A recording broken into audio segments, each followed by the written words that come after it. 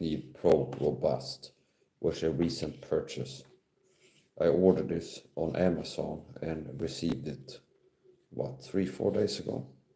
And I've had enough experience with it to be able to give a quality opinion on it and do a review. So, this knife cost $9, 90 Swedish crowns on Amazon. I have Amazon Prime, which means I can order a lot of stuff on there without paying individually for the shipping fee. It's a one-time fee per month. What is it? 59 crowns, about $6 per month, I think it is. And I can, if I order one item or 30 per month, I don't have to pay individual shipping fees. So it's a one-time fee per month. And I ordered this Morakniv. I'm a knife into person. I'm into weapons, knives, things like this. You could call me a collector. No, I don't have a huge collection. It's like a few budget knives. But I'm into knives, and I train martial arts, knife fighting martial arts as a martial arts form. So this knife is bought not just for collecting, but it's something that could be used as a self-defense weapon, knife fighting martial arts training and use. And it's a all-round knife, okay. So let's show the product page here on the website that I ordered. Amazon, Morakniv Pro Robust, gråbyggnad hantverk calls it blad. This is pretty much the same type of knife as the Fiskars K4. It's the same price range, same type of knife. It's a utility all-round knife that can be used for outdoors, fishing, camping, hiking, and as a weapon knife. Okay, so here's what it looks like. We can do it like this actually. Put it down here to a tabletop, a little tabletop.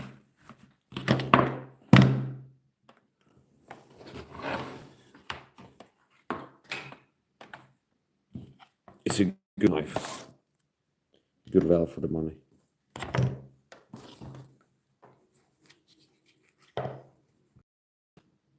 Morakniv.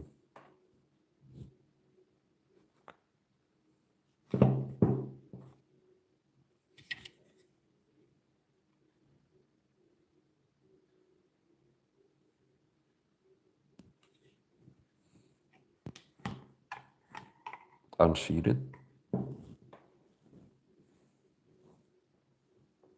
It has a carbon steel blade, mirror polish, made in Sweden. It arrived functionally sharp from the factory. Obviously, you can refine the edge if you want it to be razor sharp or near razor sharp, but it arrived functionally sharp from the factory, sharp enough to cut wood. I've used this, I've done tests of it, and I have enough experience with it to be able to say that it's a good knife, good value for the money. I've stabbed wood with it, I've cut wood with it. I've had enough experience with it to tell it's a good knife, good value for the money. $9 on Amazon, 89.95 crowns, which is approximately $90 US. This is a knife that's in the same price range as the Fiskars K40. So this is the Fiskars K40 knife. It's in the same category, like tier 1 budget, all-round utility knives. So compare and contrast. This is a lot lighter, about a third as heavy, which is both positive and negative. I've seen some people make reviews of this Fiskars K40 knife, and one person wrote it's like it doesn't inspire confidence or product, it's so light.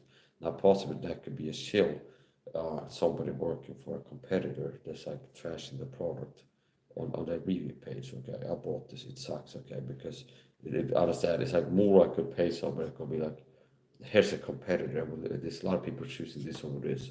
So to have somebody going right, the Fiskars K40 sucks, buy the more instead of what is okay, and vice versa. So that type of stuff happens, okay. It's like you see somebody selling vitamin C powder, and then there'll be somebody buys synthetic, okay, because there's somebody who's selling synthetic vitamins. So what is the point? These are the two. It's the same type of knife. So I'm looking for a budget, cheap, all-round utility knife. You might go for one of these, and both of them are good. This is Morakniv, this is a Fiskars K40, and this are both of them are good.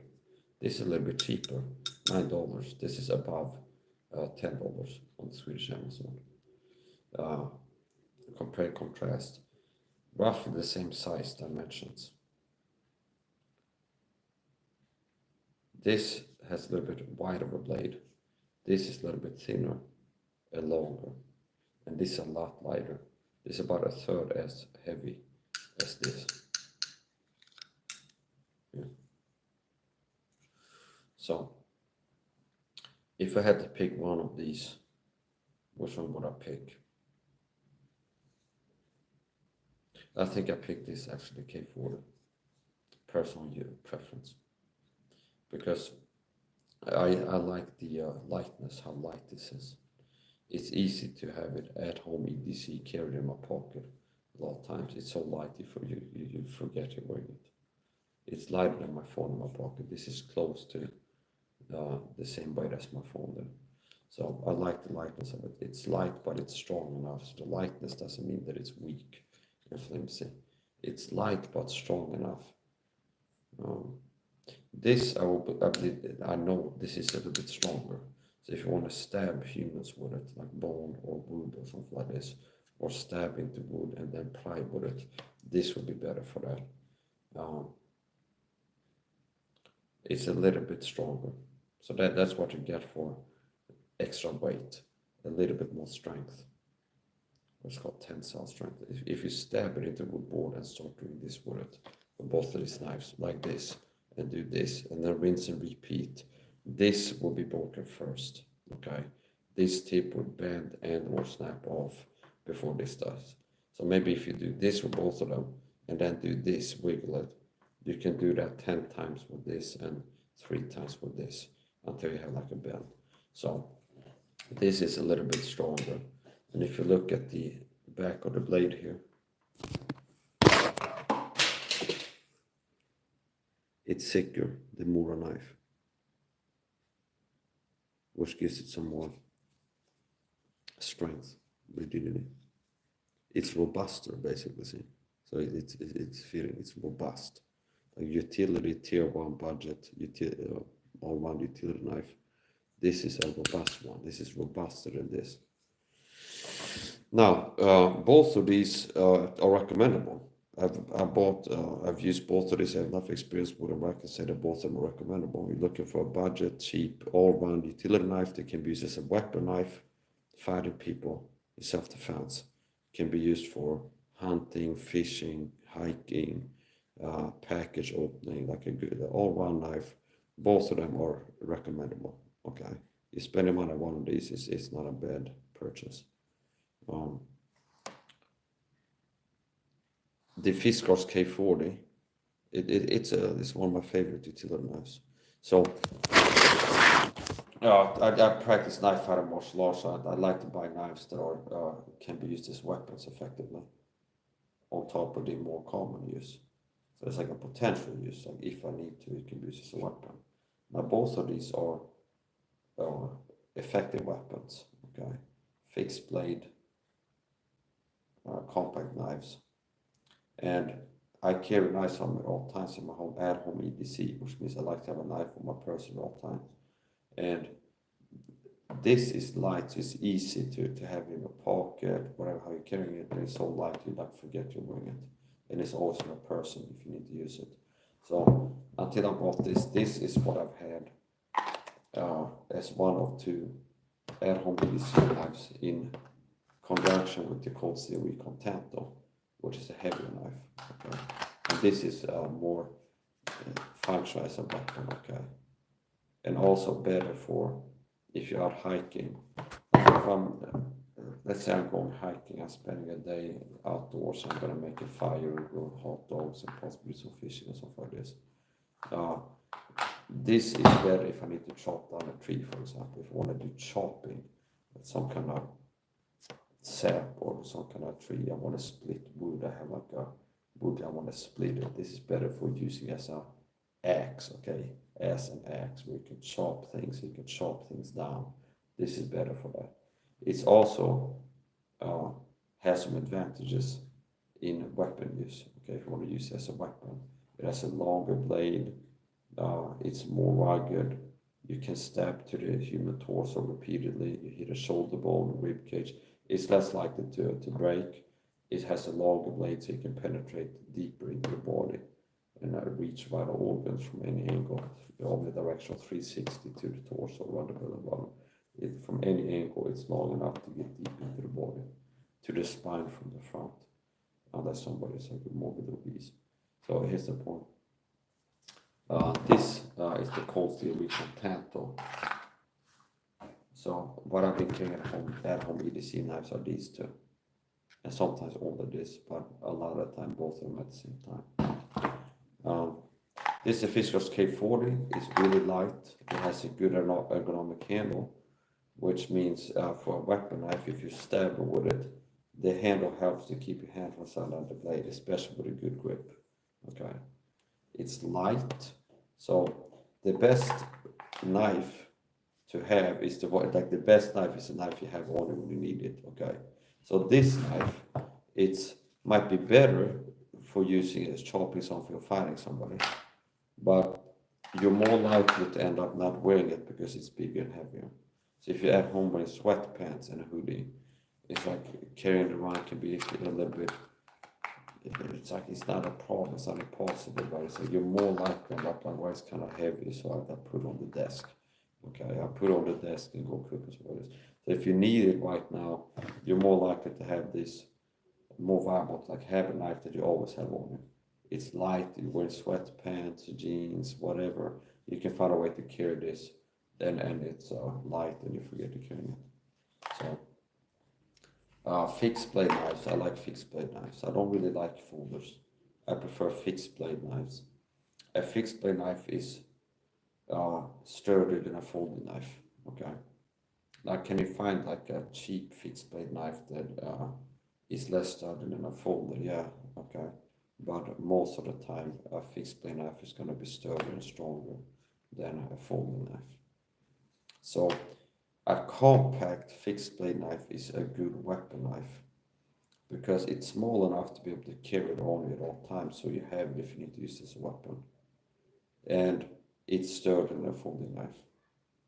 Also, the deployment is simpler, where with a folding knife, it's pull, flip, okay, or pull, push on some button, pull, thumb switch. Okay, so it's 1, 2, or 1, 2, okay, rather than 1, okay. It's just, all you gotta do, you have it here, get your hand on the handle, pull, and the next thing you can do is attack, launch an attack, rather than pull, flip, 3 attack, okay. So that's not an advantage with the fixed blade knives. You get your hand on the handle, pull, and you have the weapon ready to use. See? So it's less step in deployment. So with a folding knife, it's 1, 2, 3 versus 1, 2. See? So simplicity. Okay.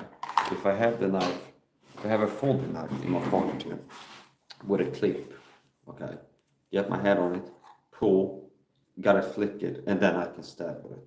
With a folding knife, as soon as I have my hand here, it's 1, 2. Okay. So there's less steps of deployment. So under stress, there's less steps that can go wrong.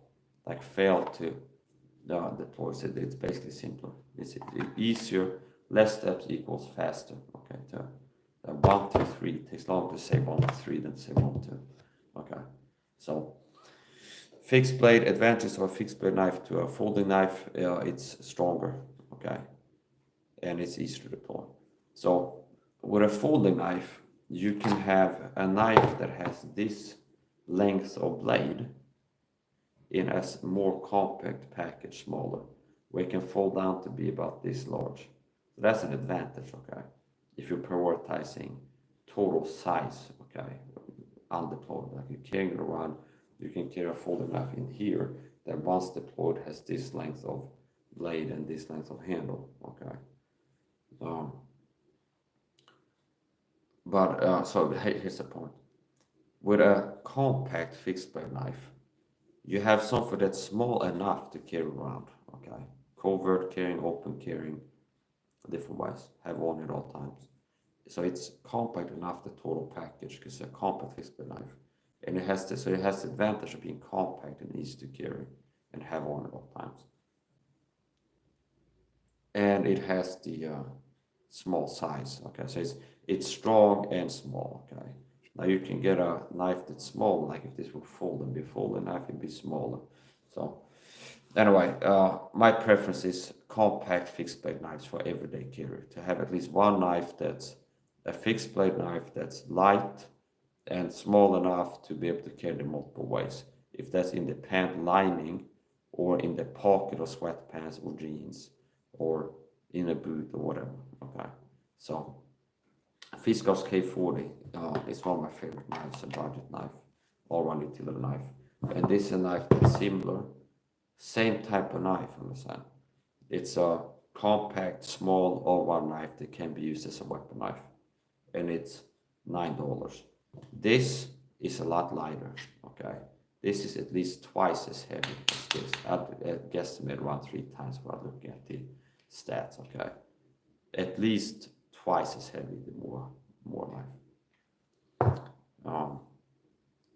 And both of these knives are knives that you can use for fishing, camping, whatever, okay? You go hiking, you're gonna go fishing, you have a campsite, you want to cut some sticks to grill sausages, open a package or something. You can use this to open a can if you broke your can opener, jam it into there, and then use it to open a tuna can, okay? You can use it to sharpen sticks. You can use it to chop down small like branches of a tree to make a stick. You can use it for all kinds of stuff. You can use it to gut a fish. You can use it for all kinds of stuff. You could use it to dig, and it can be used as a weapon. So both of these I can recommend them. Recommendable if you're looking for a budget knife. Less than $25 all-one knife.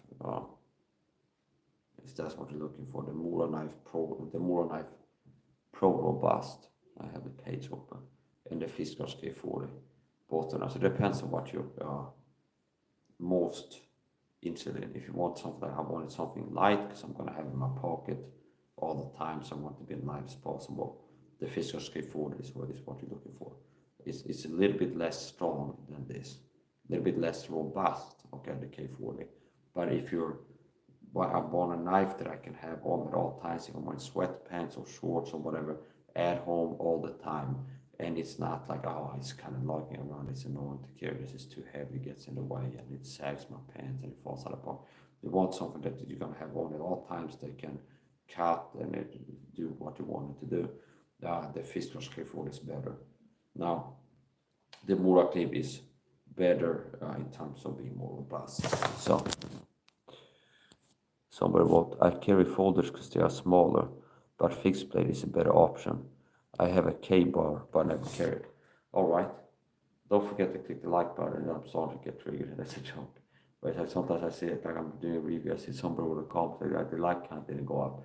That's the point too. I don't have the settings to where the like count shows, which means some people have a tendency to be like, they feel like it doesn't matter. Like even if they, I like this video, they still don't click it because they can't see the like count. So there's like a sense, especially people not YouTubers themselves, they don't know like the backstage where I can see the like count.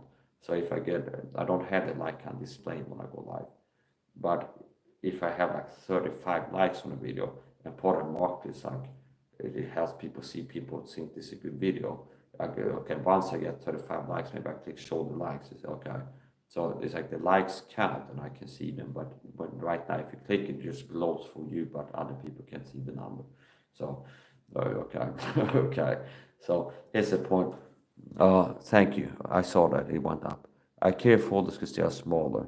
Yeah, so if I was in Sweden, it's illegal to carry weapons in public, okay? And I have, as a younger man, been convicted of a crime of like carrying knives in public, and I stopped doing it, okay? So if the cops are watching this, I'm not doing that anymore. Okay, that's the point. Uh, if it was legal to carry a knife for my person out in public, I might end up picking a folder. Okay, if it wasn't illegal, okay, and I was in public, I might pick a folder because it's like I can carry a folder in this pocket, see, with the clip here. So it's like you can walk around with your hands, it fits in this pocket, like a hoodie pocket, side pocket. You can have it in your jeans pocket with the clip there, and it occupies less space. So it can be better for in public, covert or semi-covert carry. Whereas it's easier to carry no matter what you're wearing when you're outside. If it's a hoodie or shorts, you can find a way to carry it. For example, even if you wear shorts, like you can have the folding knife on the inside of your short pant line with the clip on there. Okay. Whereas with a lot of knives like this, it's really you want to have a belt. Okay. So I understand that if you're carrying in public where it's legal to, I might pick a folder knife, but even then it's like I prefer fixed blade knives, compact fixed. It's like the best of both worlds, kind of. You get the rigidity and greater strength of a fixed blade design, and it's still small enough. But like I said before, like if this was a folder, you could get it to be about half as big by having it fold, and then this will be how big it is, and then once deployed, it's this big. So it depends. Like, are you valuing robustness, strength? What's the main thing?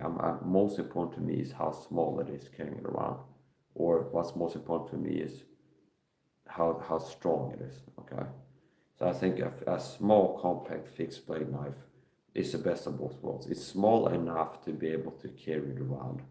Okay, figure out a way to carry it, and it's robuster than a fixed blade knife.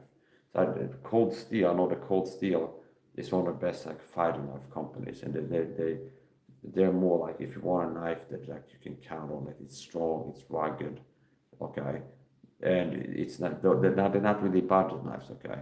So these knives are kind of budget knives. It's something that can be used as a weapon, can be used for stuff. But if you really like, I want something I can depend on, and okay, Cold Steel knife, Cold Steel knives are good.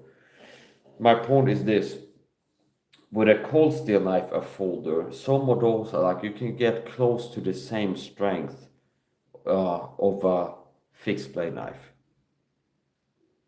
because they're made to be weapon knives, and they're made to be like we're working with the design to make a folder that's as strong as it can be, so it can be used as a weapon knife. That's kind of the Cold Steel mentality. So, well, I get a little bit beside myself. So the point is this: Mora knife and a Fiskars K40. This kind of compare and contrast. This also comes from Amazon. This comes from Amazon, and they're pretty much the same size. The Fiskars K40 is a little bit narrower blade, a little bit longer, about a centimeter longer, I would say.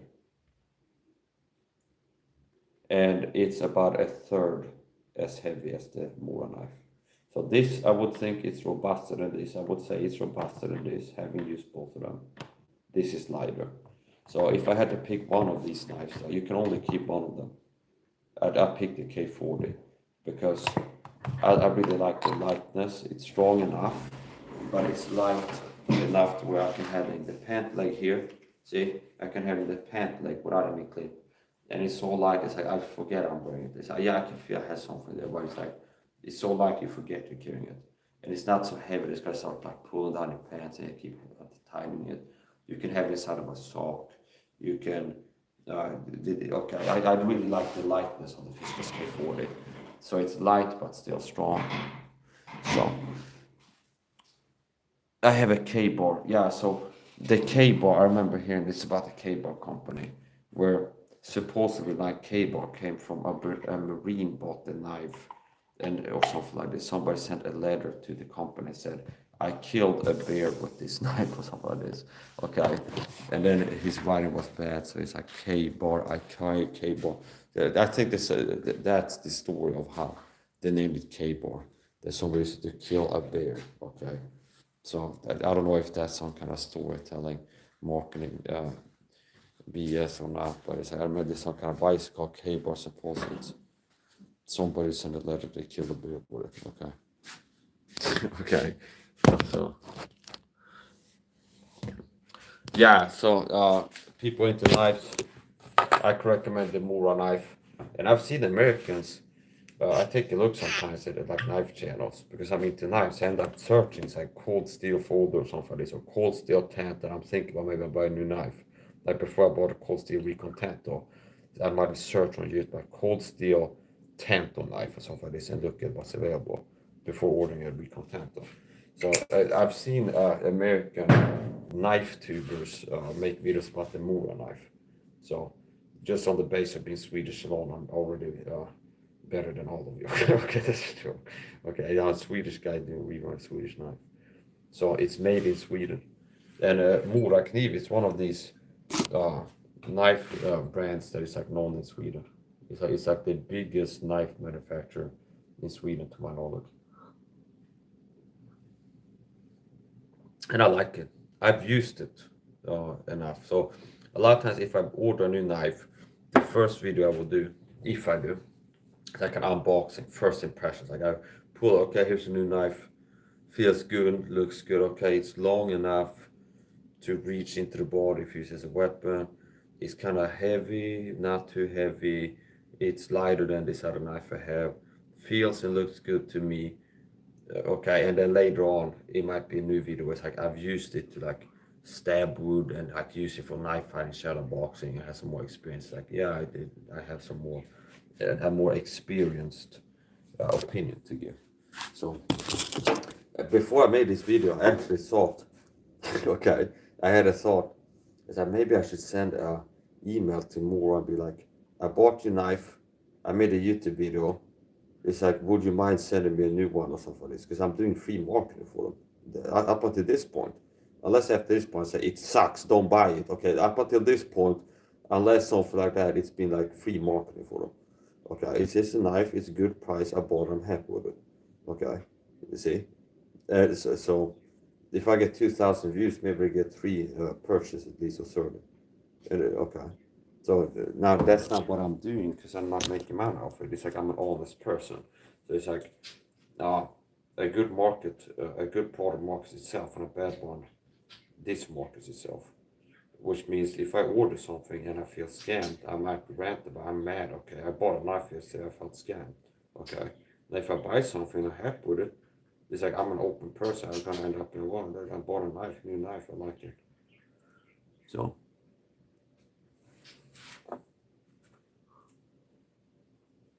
Something about you kinda remind me of these. Okay, would that be the nut manufacturer, the mixed nut, the owner of the mixed nut brand, these nuts company? I bought some. I've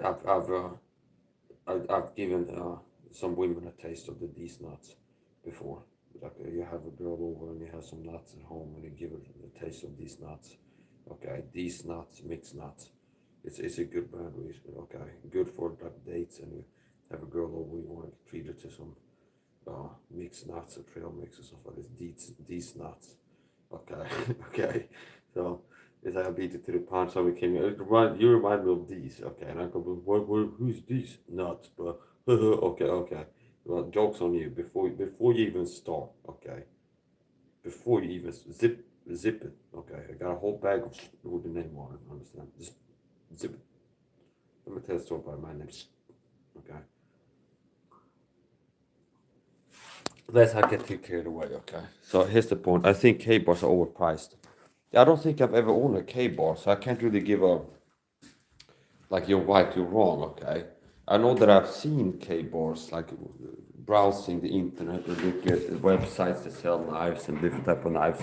I'm not unfamiliar with K-bars, but I don't think I've ever had a K-bar. So it reminds me of cold steel, where cold steel is like it's a good quality. They're good knives. They're good, sturdy, reliable, rugged.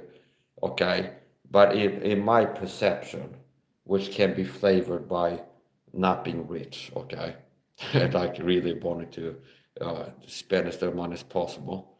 I feel like some of the cold steel knives are a little bit overpriced on my price range.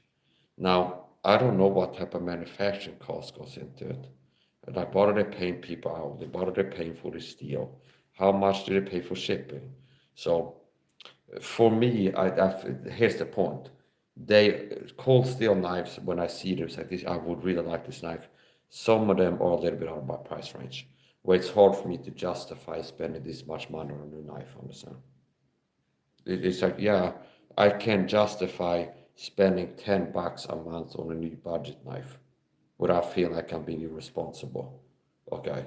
It's like, yeah, I can spend 10, 15, $20 every month or every third month on a new knife without feeling like I'm being irresponsible, like childish. Okay. Uh, but if I would spend $90 on a new knife, I might feel like I overspent. See, from my personal financial status, okay, it's like that. I need to buy food. I need to buy supplements. It's like I shouldn't be spending $100 on a knife really when I already have knives.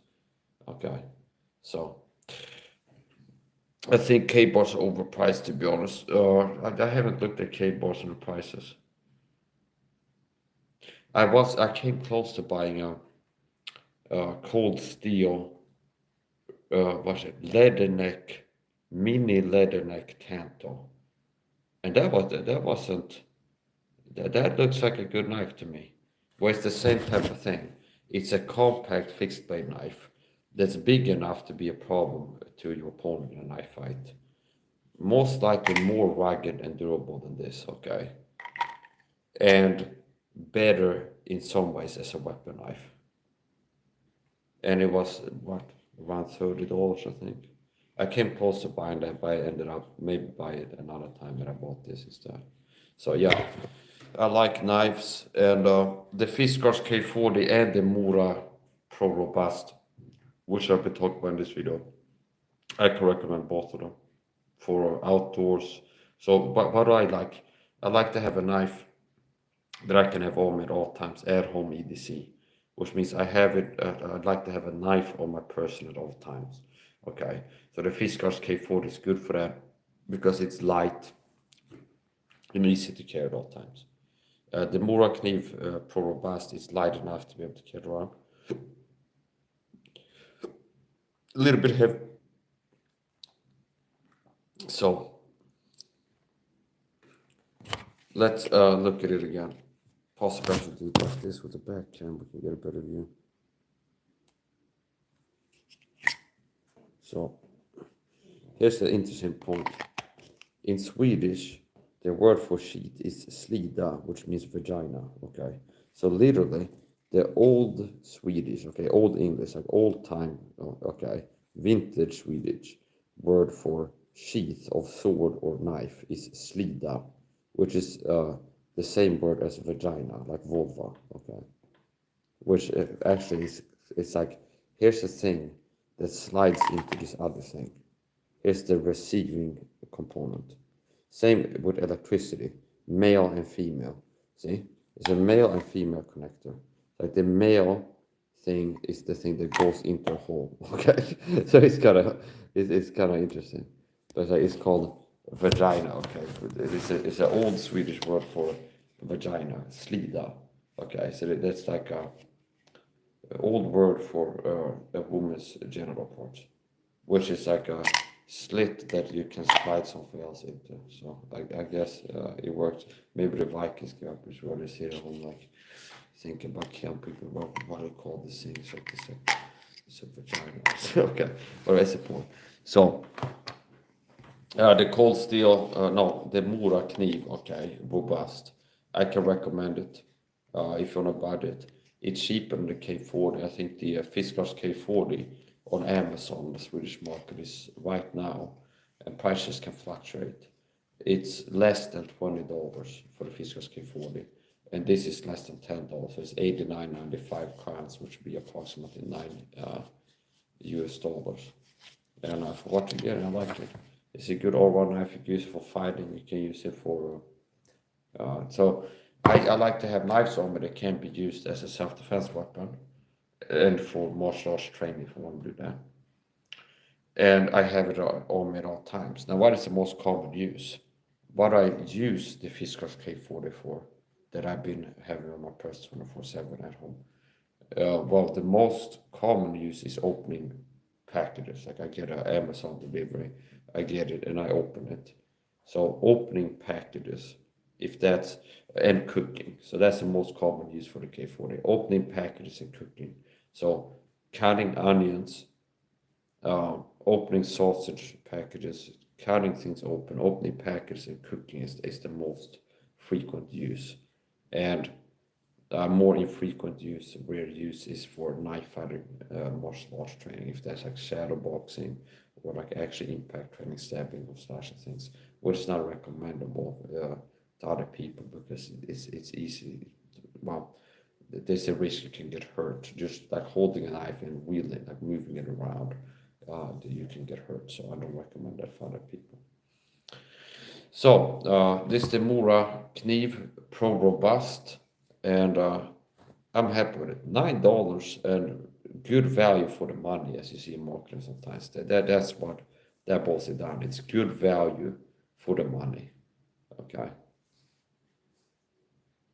So now let's do a little bit of a product test. Okay.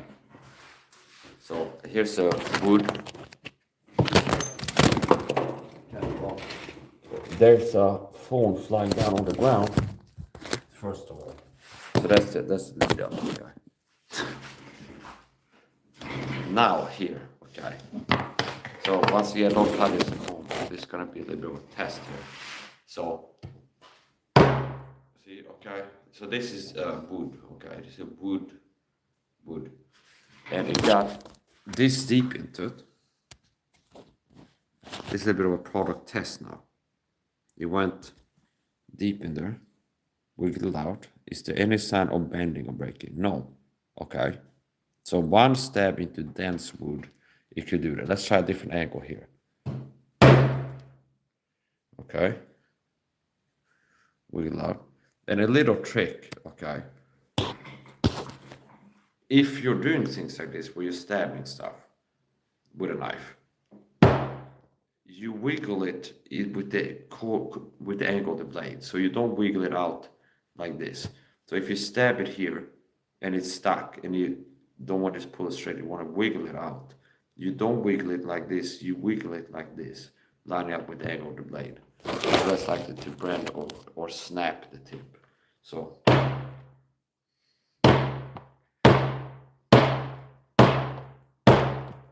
this is a part, don't try this at home.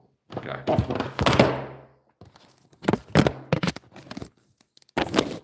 Okay. Yeah. All right. So 1, 2, 3, 4, 5, 6, 7, 8, 9, 10. So it's just been proven that the Morakniv Pro Robust can stab, and not a sissy stab, but like a real stab into a hard, dense wood object 10 times without bending or snapping off at the tip, which is actionable intelligence that's relevant. Because something you might want to do if you use this out, either like for weapon knife, if I'm stabbing, knife fighting, and I'm stabbing and I hit bone. So hitting a shoulder bone or a bone here or a cranium, this is going to be about as hard as stabbing into dense wood.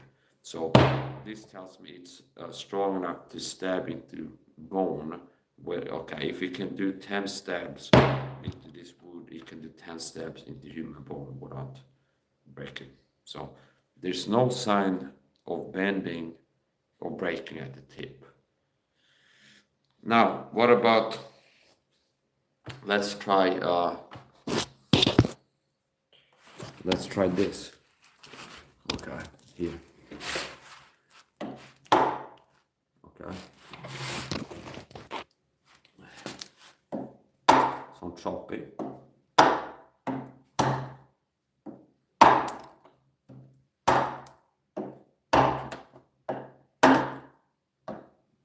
Okay, so that's chopping. You can do chopping.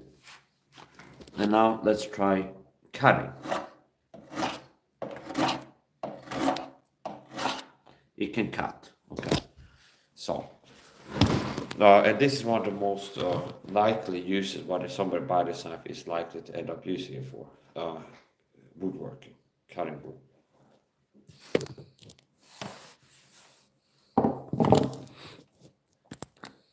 Bro, why are you destroying your furniture?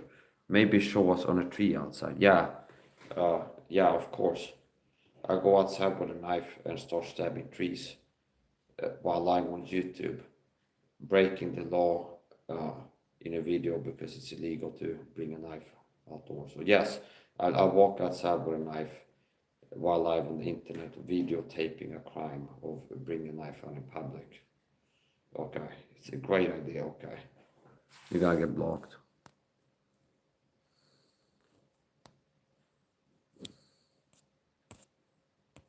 You gotta get blocked. So let's try a few more thrusts here. Here. And I'm using this grip, which I can recommend to people for stabbing things with resistance. If you have this grip, or this, the hem grip, you can call it, your hand can slide down and you can get cut. That happened to me in knife fighting training once, to impact training. Now this grip, where you grip it further down and you put your pinky down here, is more secure.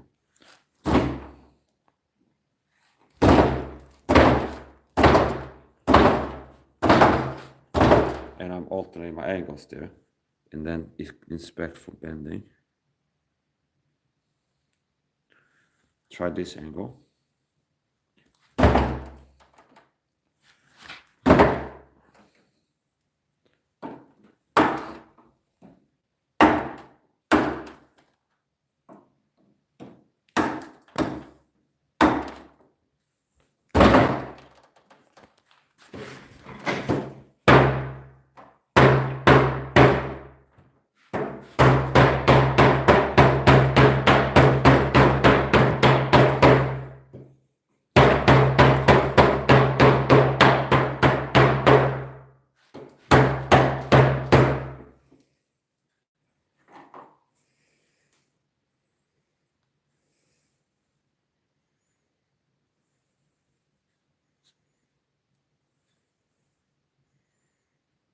No signs of bending. Looks just as it was before.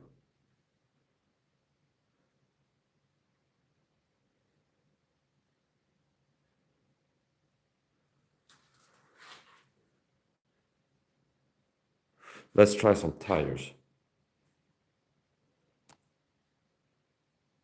Okay.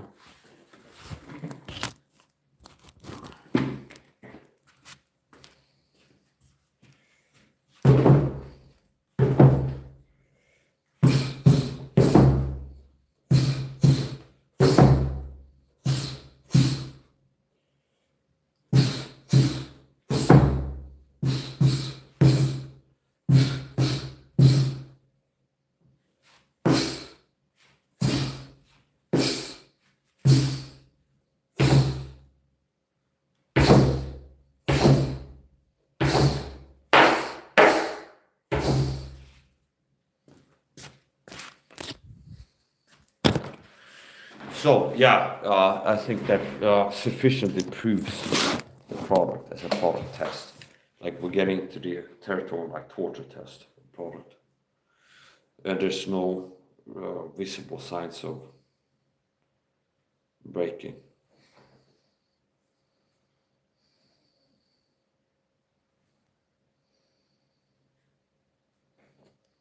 Looks the same.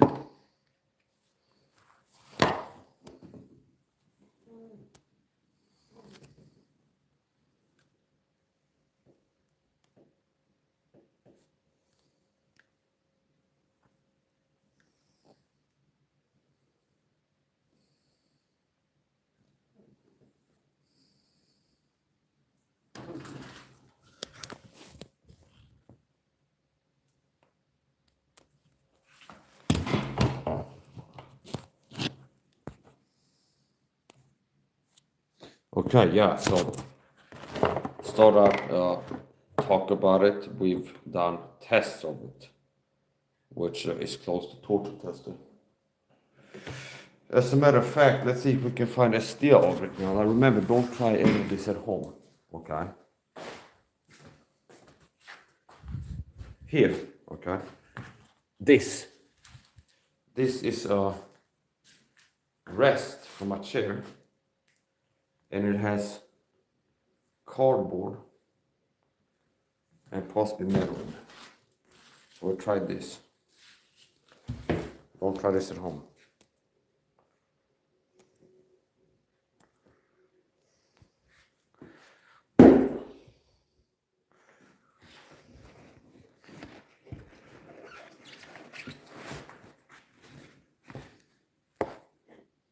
You got it, made it through. Try it again.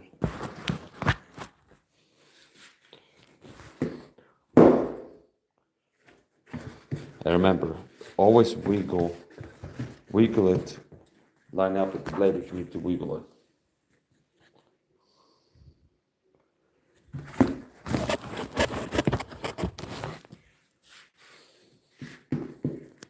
Zoom out a little bit, we'll do another one.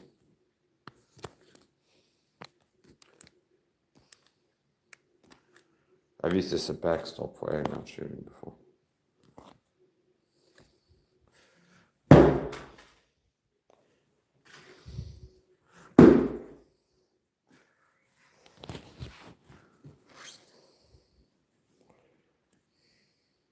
Yeah, so definitely it holds up. Okay, this shows the strength of the product. It's like proven that you can use as a weapon knife for knife fighting. Because if you can stab into wood, this type of wood, you can stab into a human bone. For example, if I'm here, stab you, hit a hip bone or your shoulder or something, it's a cranium.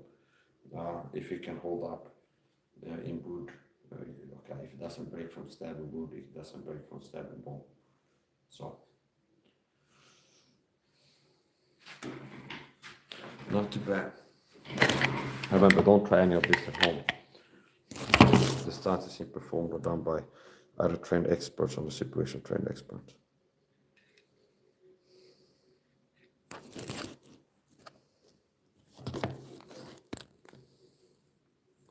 So this is the Morakniv Pro Robust.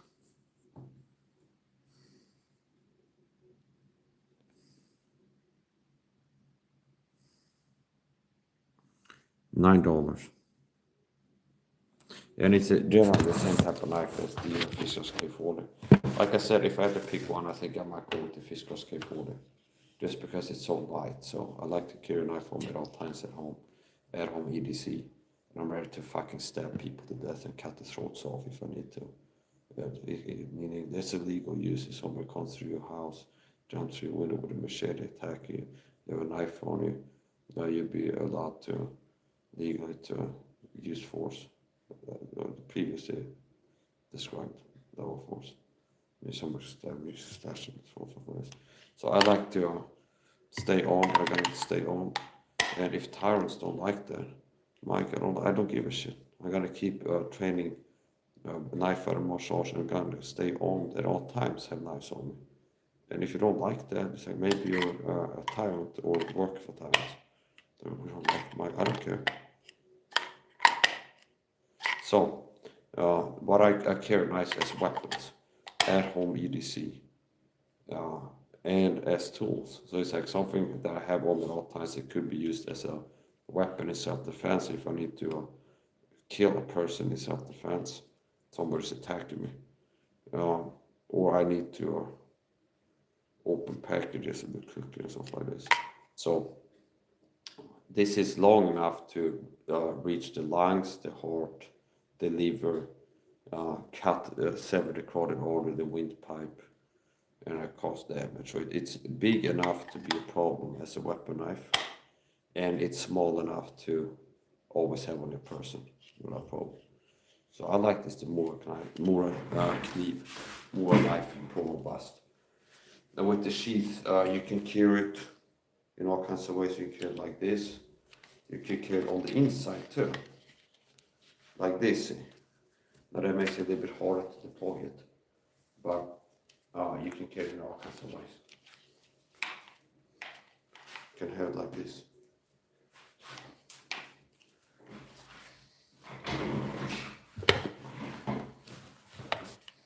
I like it. It's a good knife.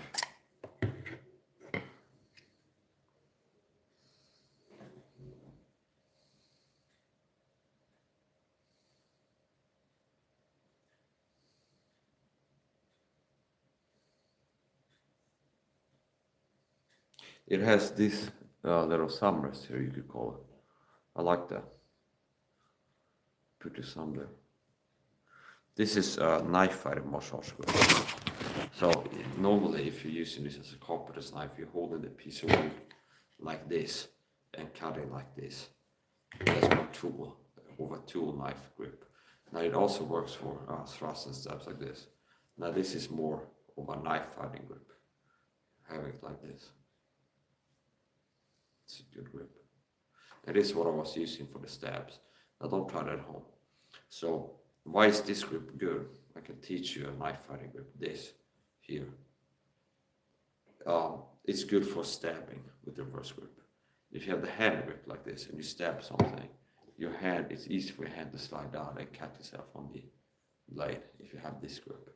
Now here, first of all you have the fingers gripping it, and then on top of that you have the thumb here, which is acting as a brake to keep your hand from sliding down. So this is a good grip for reverse attacks, either this or this. So don't try to see me do it at home. This is the grip I'm using for stabbing. See here. See, and it doesn't with that sudden resistance. And my hand is still not sliding down. So I learned that the hard way. I was doing impact training. I had a bookshelf from like MDF board or something like this. I put a dense board in. And I was using that for impact training, reverse grip, slashes and stabs, and like stabbing and slashing. And then one of these like hard attacks I said here, like this, my hand slid down, I cut my pinky. So that you can protect yourself from that by having this grip, like a tense grip, and the thumb at the back there. So.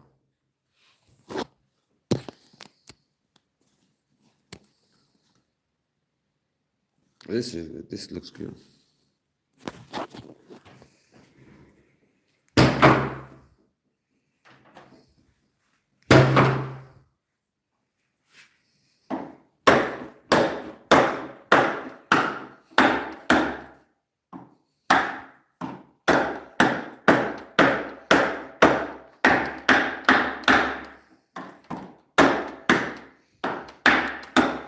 You could call this the V-cutting technique. If you're using an axe or knife, you cut here, see, and then you cut from the other angle, see there. So you cut first like this, and then you cut like this. So it'd be like a V, see, like that. Yeah, so I'm impressed with this product for $9. It is robust, see. We've proven that it is robust, as a matter of fact. They call it robust, and if you looked at this video, it's okay, they called the knife that he's been doing what he's been doing with robust. I don't think it's like, okay, that's a scam. It's like I've been stabbing wood, slashing, all kinds of stuff. It's proven to be robust. So the Fiskars K40 knife, that's lighter. I like it. It's a good knife. But I think if I would have been doing what I've been doing with that knife, stabbing wood boards, which is not what these are marketed to be used for, like knife fighting or stabbing wood, is for cutting. You might have had more of a bent. So I've stabbed with this before. You can see there's like a slight curve to it. Curvature is a little bit bent. So this is definitely more robust, sturdier. Now, a lot of that is because the thinness, it's thicker.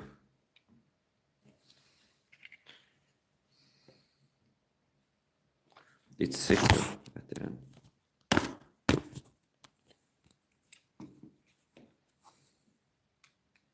See, the K40 is a lot thinner.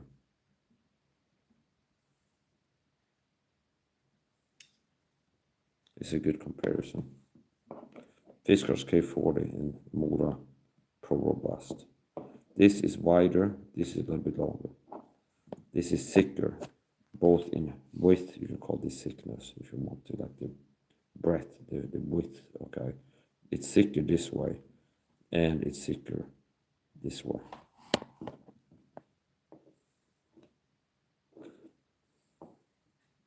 Both of them have a mirror polish, which means you can actually use them as a mirror. See? This is what I call mirror polish, which means you can use them as an actual mirror.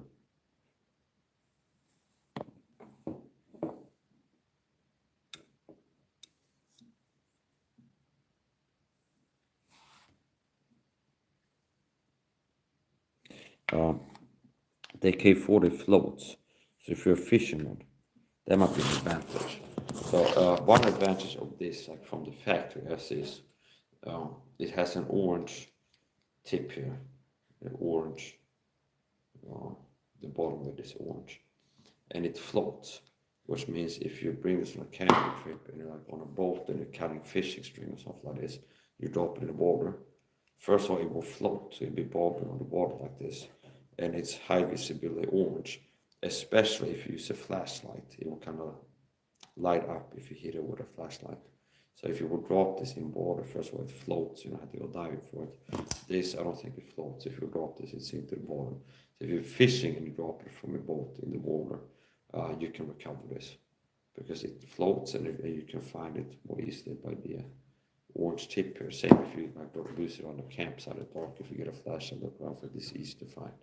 So it's lighter, it floats. This is stronger, a little bit heavier, and doesn't float. Now, if you wanted to, you could get some glow-in-the-dark tape and put on here. It'd be easy to see at least, but it's not going to make it float. You could put a lanyard with a cork on it, okay? Like you could put a lanyard with a big cork on it, and now you enhanced it and made it have the feature the Fiskars K40 comes with built in. Yeah, like a lanyard with a big cork on it, okay? And now you can, if the cork is big enough, you can make it float, okay? So, yeah, I like both knives. Now, like I said, for my use, what I use it for, I don't go camping or fishing. I like a fixed, a compact fixed knife that I can have on me at all times. Used for cooking, opening packages, and if I need to as a weapon, a self-defense knife. I think I might pick this. Yeah, I picked this because it's strong enough to be able to stab a slash with it as a weapon. It's strong enough to be able to stab into wound and cut packages, but it's so light that it's easier to get around, and it doesn't create like an unbalance where like one side of your pants is heavy and pulling down. A weakness of the K40 is the sheath. Okay, this sheath is stronger. The K40 sheath is like a very thin piece of plastic on the side here, which means it bends. There's only so many times it can bend until it breaks off. So the strength is the weakness. It's light, and because it's so light, the plastic is thin here. So the sheath, if you buy the K40, most likely the first thing that will break is this sheath, this other thing on the side. Okay. Now maybe they make a new version. It's like if I have a recommendation for them is enhance the thickness, like make it thicker. The sheet, what is it called? The part that you put in your belt or on a loop, make that a little bit thicker because it's gonna be marginal the weight difference. Okay, if you add like 15 grams of plastic or 5, that can make a big difference in terms of how long it takes until it breaks. If and this is a little bit thicker. So I ordered a whetstone from Temu. So once I get that, I'm gonna sharpen these, okay, and the recon panther possibly. So it arrived functionally sharp from the box, from the factory. But still, you can cut with it, as you saw. I say you can chop it to wood and cut with it. Now I'd like to make it even sharper, which you can do with a sharpening stone. I've used this, I call them V sharpeners before. I bought a sharpener from Temu, and it's like a V, okay? There's like 2 blades that you draw the blade on to sharpen it, and one is like steel and one is ceramic, I think. And they can be used. Okay, they work. It's simple. Just draw it and just put in there, pull on it. Okay. Now, if you really want to have a better edge, you use a whetstone. You start with the coarser side and they'll go to the finer side. So that's the that's the Morakniv new knife review, first impressions, and torture test, you could call it. Now, maybe if they have a really big torture test, I need to have a hit with a hammer, put in a vise, and do this with it and things like this. But it's kind of like a light torture test, like putting through its paces, stabbing, cutting, and there's really no signs of the product having been broken. It's not bent at the tip, it's not snapped off. So yeah, it's like I told you, it's a good knife, $9 knife. It's robust. See, it is robust. They say it's called robust. I tested it out. What I did, it shows it is robust. They're not lying. It's not exaggerating. Call the knife robust. For $9, how robust it is. It earns its name. So we gotta finish. I can end the live stream.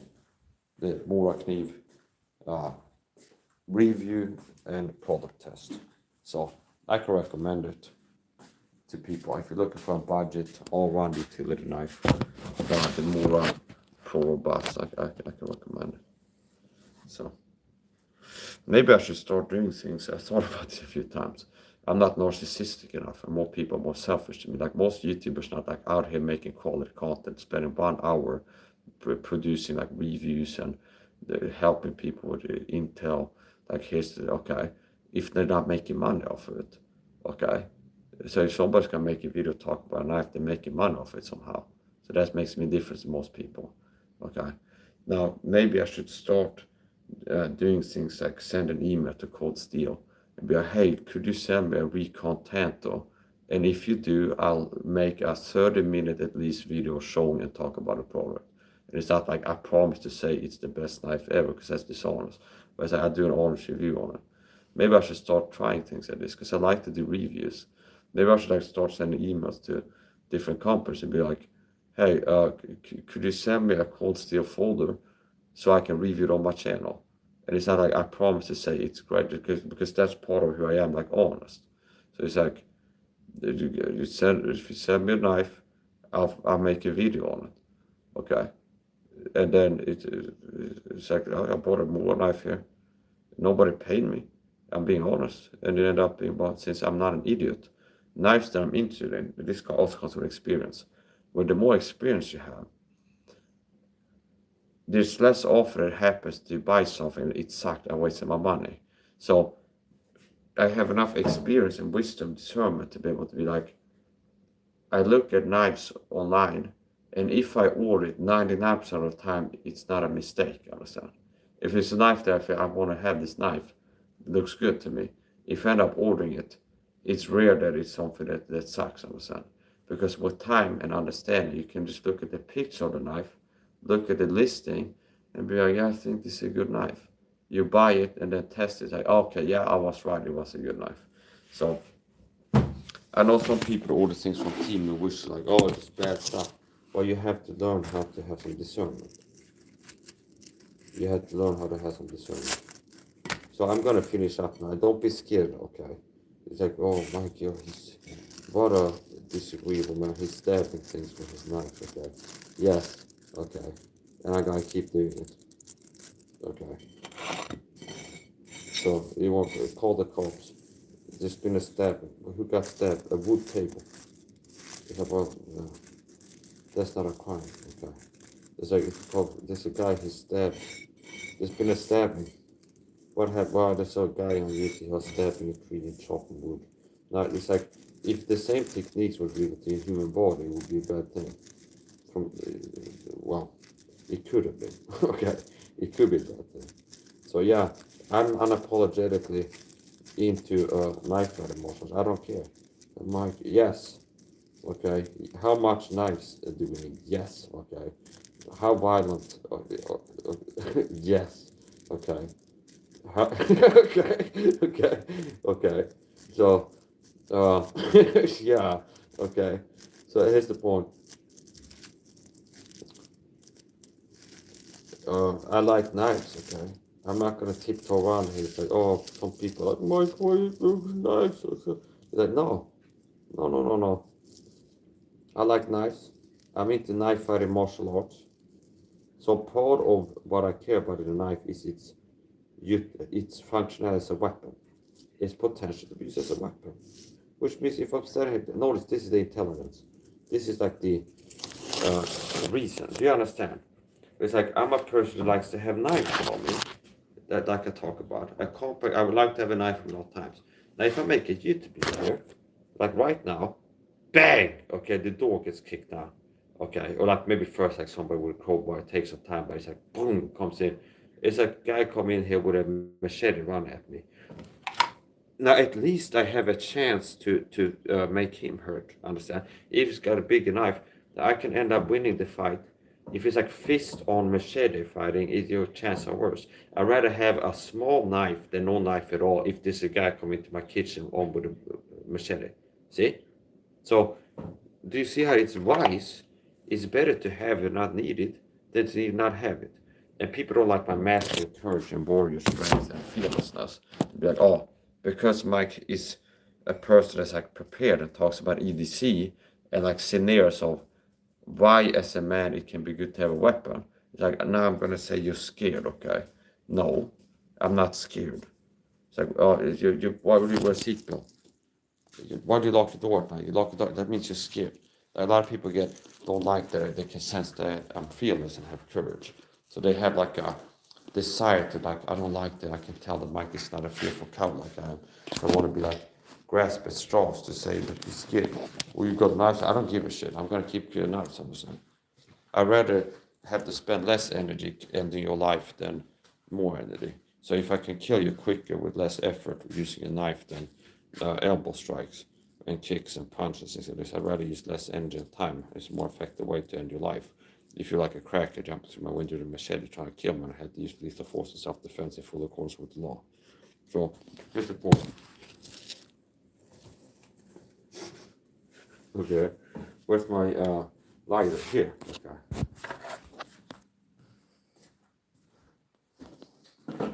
Yeah, so I came close to ordering a cold steel leather neck, I think it's called mini tanto. Cold steel leather neck mini tanto. And it's one of these things, I can tell it's a good knife. And if I would order it and it's like, oh no, it sucks, I would be surprised. Because typically, if I get to the point of ordering something, it's going to be a good product. It's rare to end up ordering something anywhere, like clothes or food or anything that's like, oh, this was a bad idea, this sucked.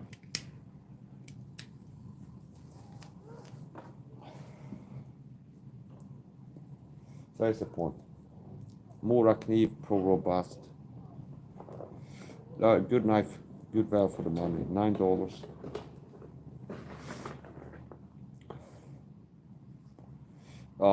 Having used it, I think it can be used for prying, at least light prying.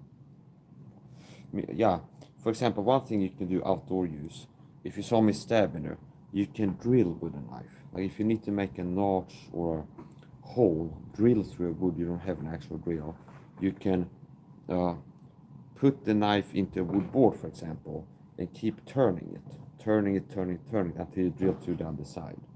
Okay, so stab it like this, and that gives me some confidence it could be used for that, drilling with it.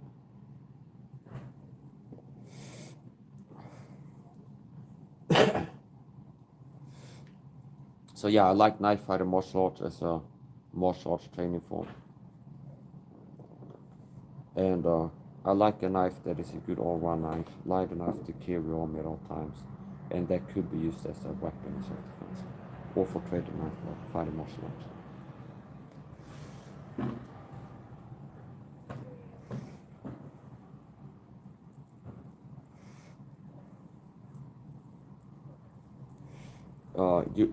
One thing, they could have had a lanyard hole on it, and I wouldn't really recommend it.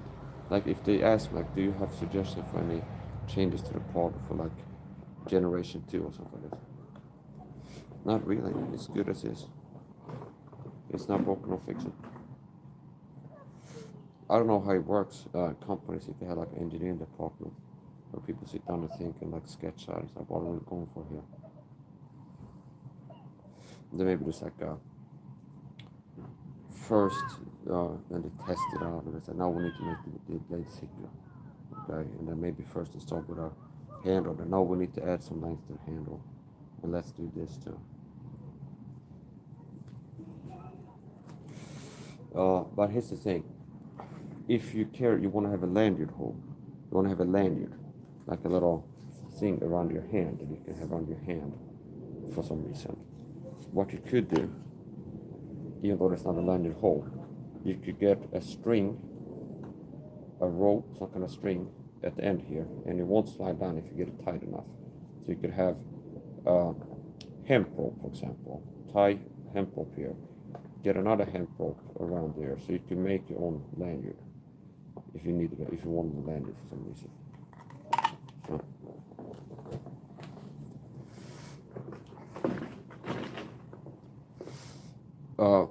With the mirror polish, as your castaway, you land on the island there and you're stranded, that's the knife you have on it. You could use it to signal like aircraft are looking for boats. Okay, you could use it. You have the sun here, you can use it for signaling because it's reflective. You could use it as a mirror. So if you think about it, like this is the knife you have, and you're not just stranded on the island, Robinson Crusoe, Castaway, Tom Hanks. You could use it as a mirror. Okay. If you're needing to do some wound care, something for this, you got a tick or whatever, you could use it as a mirror. Okay. So it's not a bad knife, I like it. Let's look at the product page again. Now this is Swedish. Morakniv Pro Robust.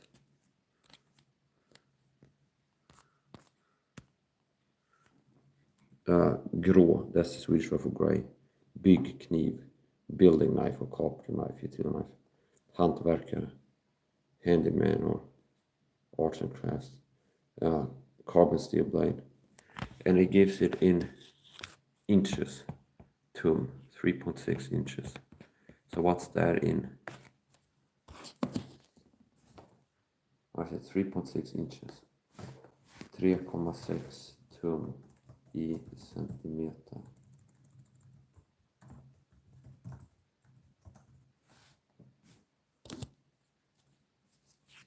Uh, 9.144 centimeters.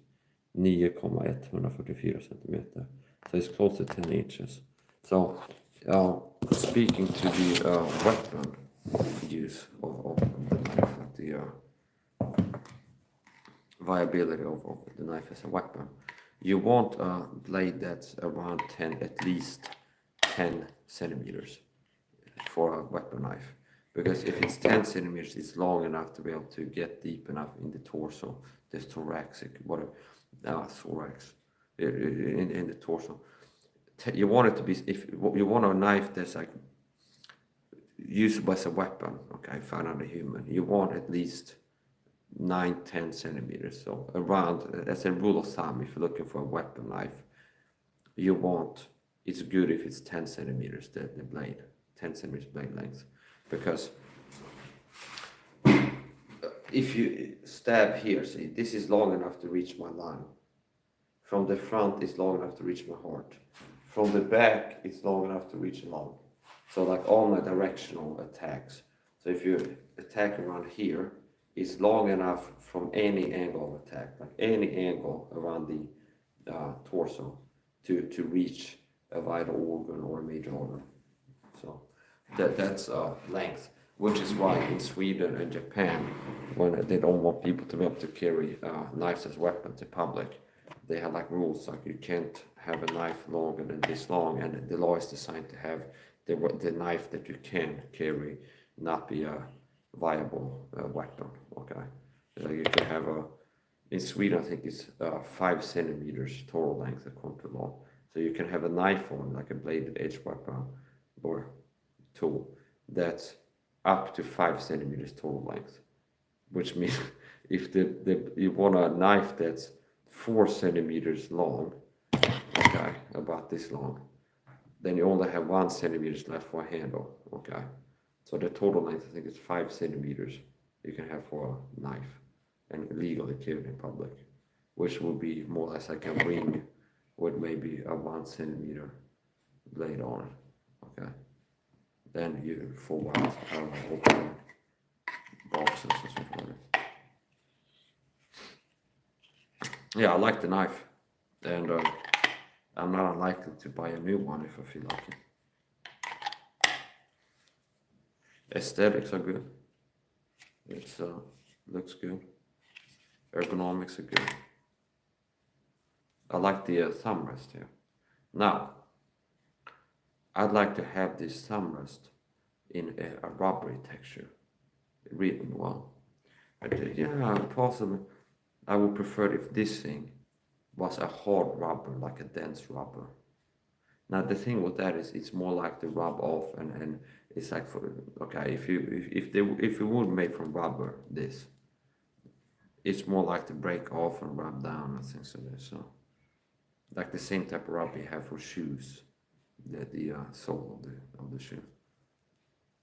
So now that's more for like shock absorption, for doing what I was doing. If you, for some reason you buy the knife to be able to stab wood 6,000 times, something like this, okay, it's like you'd like to have it a little bit more shock absorption here.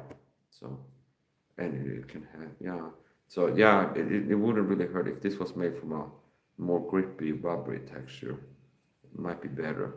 Now it's not bad, but it's like I'm thinking about if there was something I would change about it.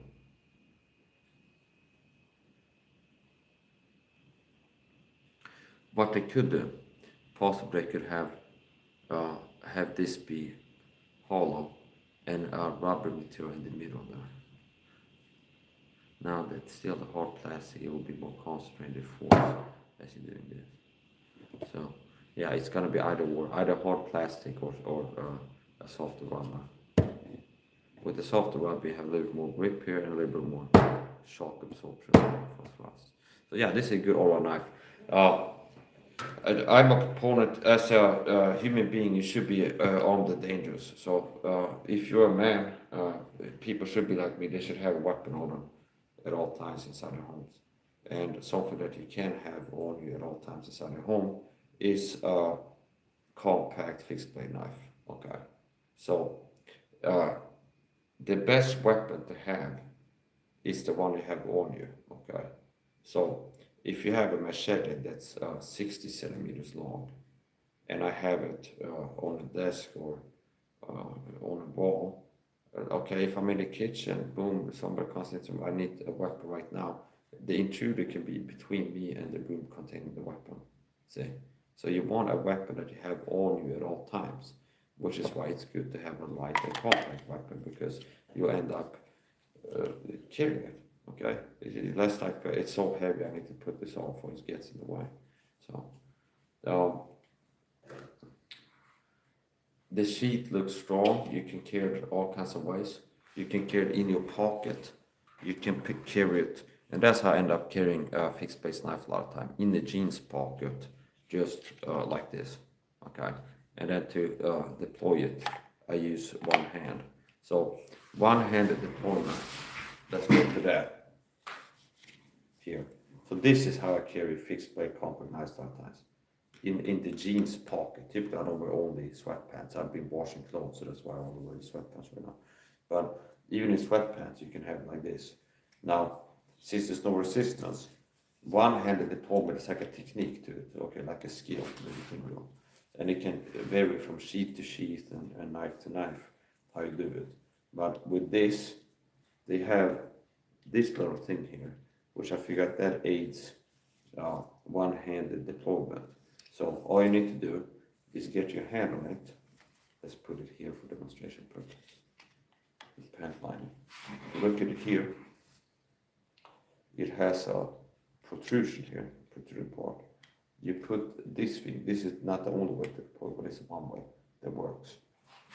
Here, 2 fingers here, 1 finger here. See? That's it. So that's the way to deploy this one-handed. 1, 2,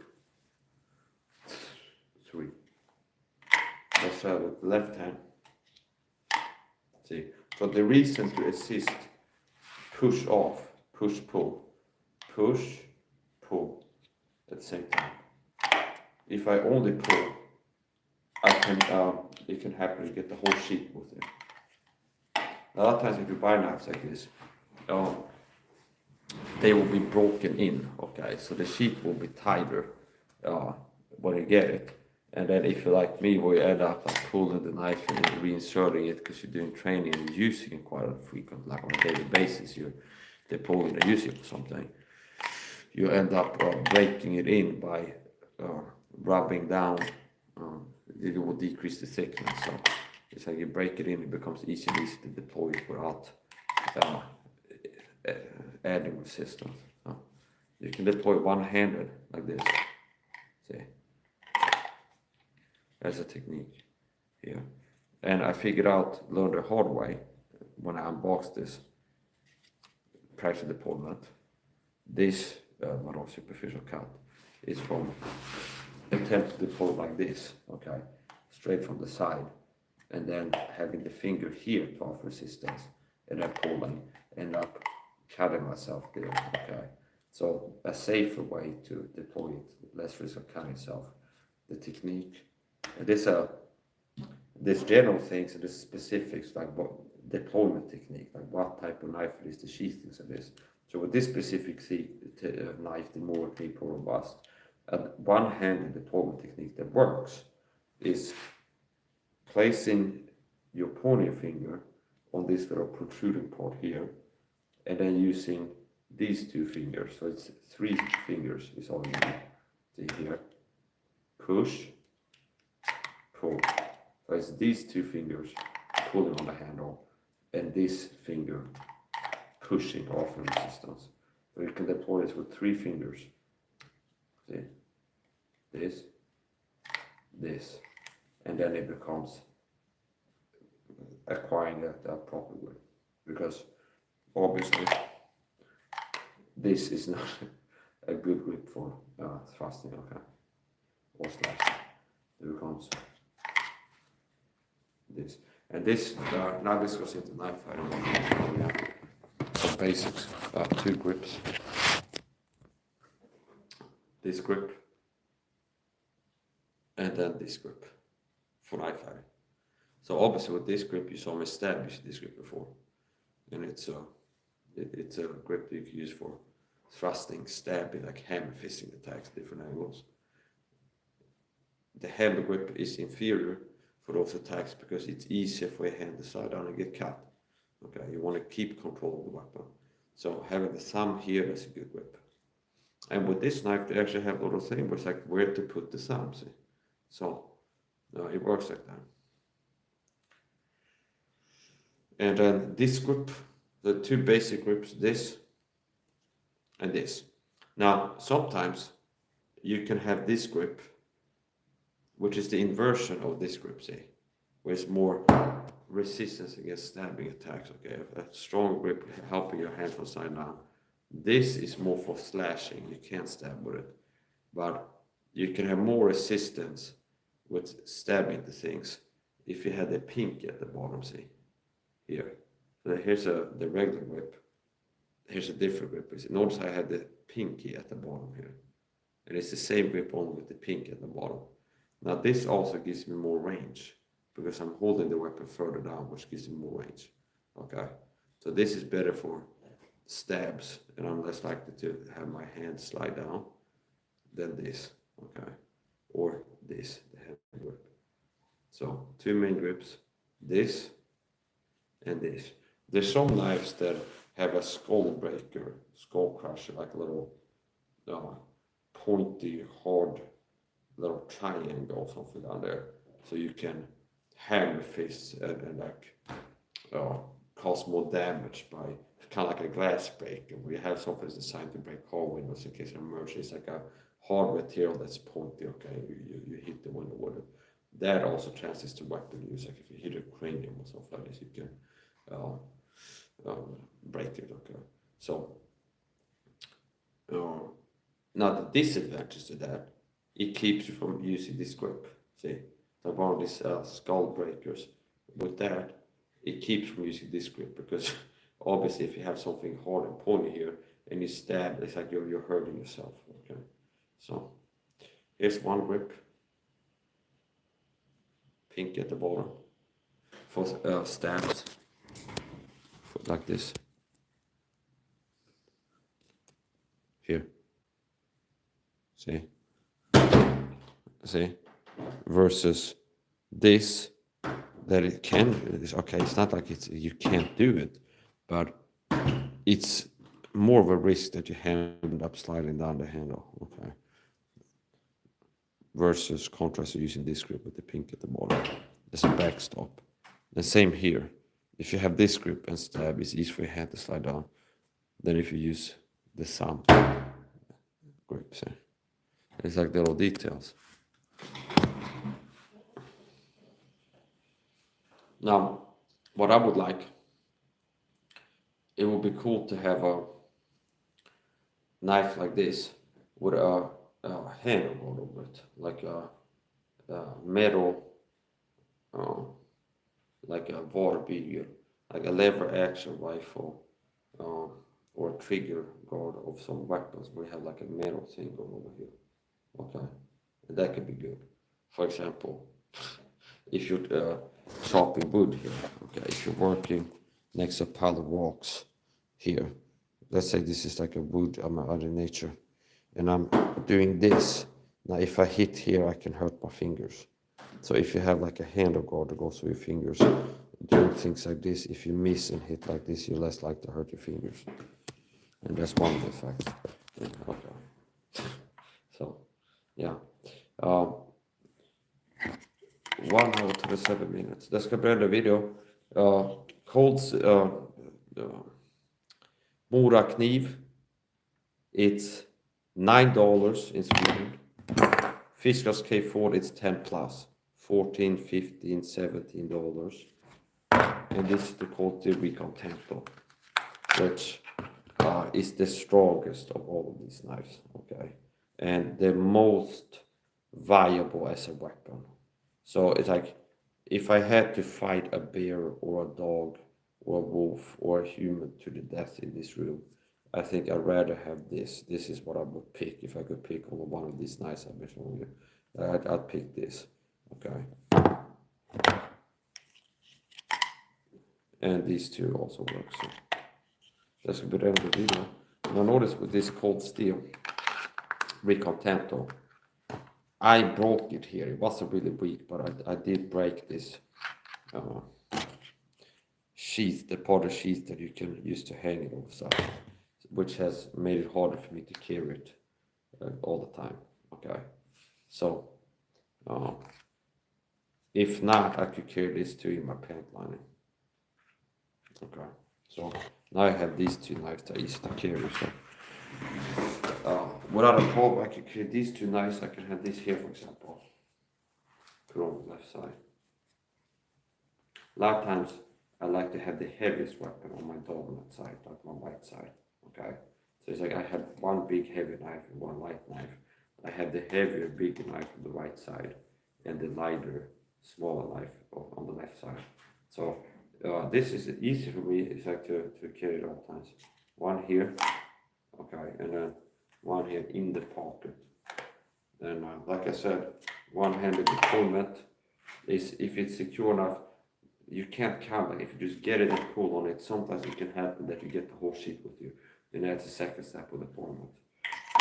So a way that you can deploy one-handedly without risking getting a whole sheet with you is you get these two fingers on the handle and this finger on this little thing, and then it becomes, assuming acquiring like a proper fighting weapon. So here,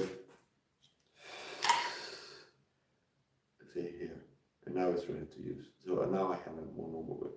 Notice how this pinky is kind of loose here, and there's a tightening of the grip at the last part. You don't have like the chance to grip all the time. There's not necessarily the right thing to do. Here.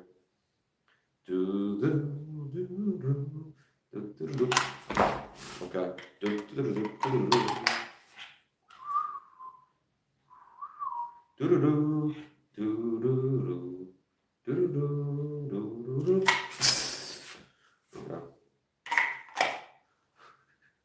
Okay. Even at being drunk, I'm pretty fast also.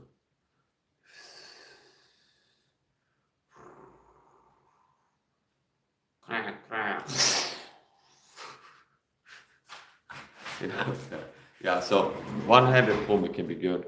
That's one of the little things that can be good to practice. Pulling the weapon with one hand, both hands, no matter how you carry it. Like make the effort. If you got a folding knife in your right jeans pocket and you carry it, you think you might want to use it, need to use it as a self-defense weapon.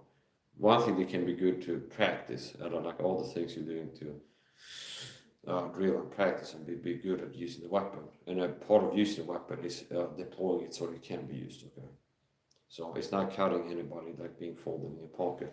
So here's the point. Something can be good to practice no matter how you carry it. Okay, you have a folding knife in your pocket or the knife like this. Practice pulling it with both hands. Okay, one-handed deployment. So here, there it's ready to go. Obviously, like the obvious way to attack is out from this position.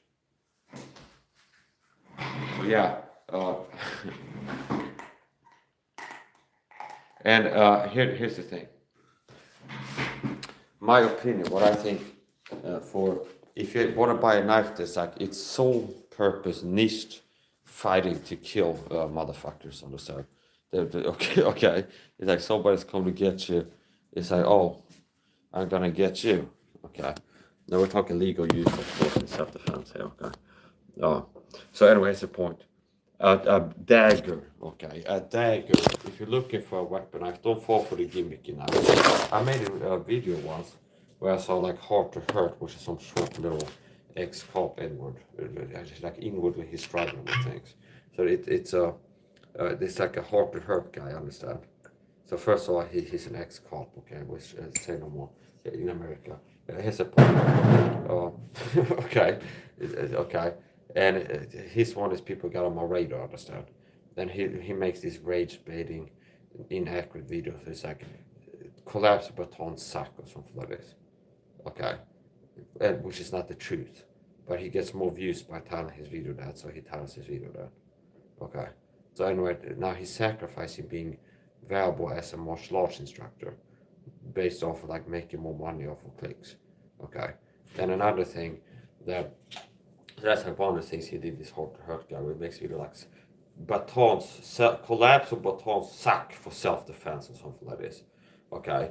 And then like grasping straws, he's got a compilation playlist of people failing to effectively use a collapse of baton in combat in a fighting scenario, which doesn't prove anything. Like if you can find 15 clips of like a female police officer hitting a big guy 15 times and it's not going down, and she ends up getting her ass kicked.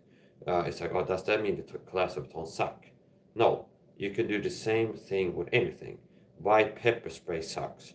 And I can find 12 clips of people pulling pepper spray, spraying somebody or trying to, and they end up getting ass kicked and failing it. It's like, oh, okay, this got ass kicked, it's better pepper spray. So you can like find clips of like 15 people, videos, CCTV, use of force videos, where it's like they use pepper spray and they still end up getting ass kicked, or they use a baton or a knife. You can find the same thing with guns. You can say why guns suck for self-defense, and I can find 15 clips of people pulling a weapon and getting shot to death or stabbed, or understand, like they pull a weapon in self-defense and end up still getting killed or ass kicked, something like this. So that's one of the things I didn't like, where he's kind of like he's being inaccurate. And if you're like, I'm here to be a leader and teach you the truth about it, it should be honest, like at least try to be like helpful. Another thing, it had like the scalaway guy, where it's like a gimmicky knife, where it's like best knife for self-defense, question mark, or if it didn't have the question mark, it would be worse. And it has like a guy on there that has some kind of knife called the scalaway. I'm not saying it sucks, okay? I'd rather have that fighting somebody than nothing. But what I didn't like about that, it was kind of gimmicky and overpriced, okay? So it was like a scallywag knife. When I watched the video on Hard to Hurt, it has a guy that's like a knife fighting martial arts person who's got his own knife, okay? And it's kind of gimmicky, okay? Meaning it's like a knife. There's if you look at it, it's like that's you could make a better weapon the same length of steel and amount of steel. You could make it be more effective, and then it's overpriced. So it scared me, and it's basically what it was priced. I think it might have been $1,220 or something, and it's a small knife that's about this big, and it has no handles, just like a slab of steel shaped into this shape. And it's like if I would look at it, it's like no, you're better off using this amount of steel, length of steel, and shaping it differently, and you'll be more effective weapon. And it looks scary because it's like this price, this amount of steel. So if you think about the production cost, okay, and it's like cold steel knives, it's like, well, okay, you got this type of steel, which is not the cheapest steel. It's this amount of steel. It's handle scale. So it's two more parts had to be sourced, and somebody has a job, if it's a robot or a human, to put the scales, like the handle, on it. Now, if it's just a piece of steel, and it's little steel, and it's not really a good design in terms of weapon, it looks like what can we get away with? Like trick people to think it is a great self-defense knife, using as little steel as possible. It's like how much can we charge people while not really giving a good fighting knife and then marketing it as a great fighting knife, like the best one. Okay, so okay, so you'd be better off having like a cold steel counterattack, like a small dagger. See, you'd be better off the same price range. You get a cold steel mini dagger, like one of the small daggers. Uh, you'd be better off having a cold steel leather neck mini bowies of mini tanto, like one of the cold steel smaller fixed blade knives in the same price range. It'd be more effective as a weapon, okay, and it's easier to justify the asking price. There's around $40 for these mini tantos, mini versatile cold steel knives, and it has a handle. It has okay.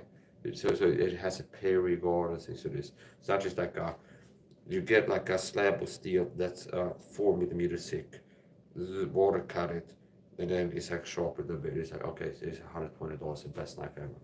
Okay, that is the point. Where was I going with this?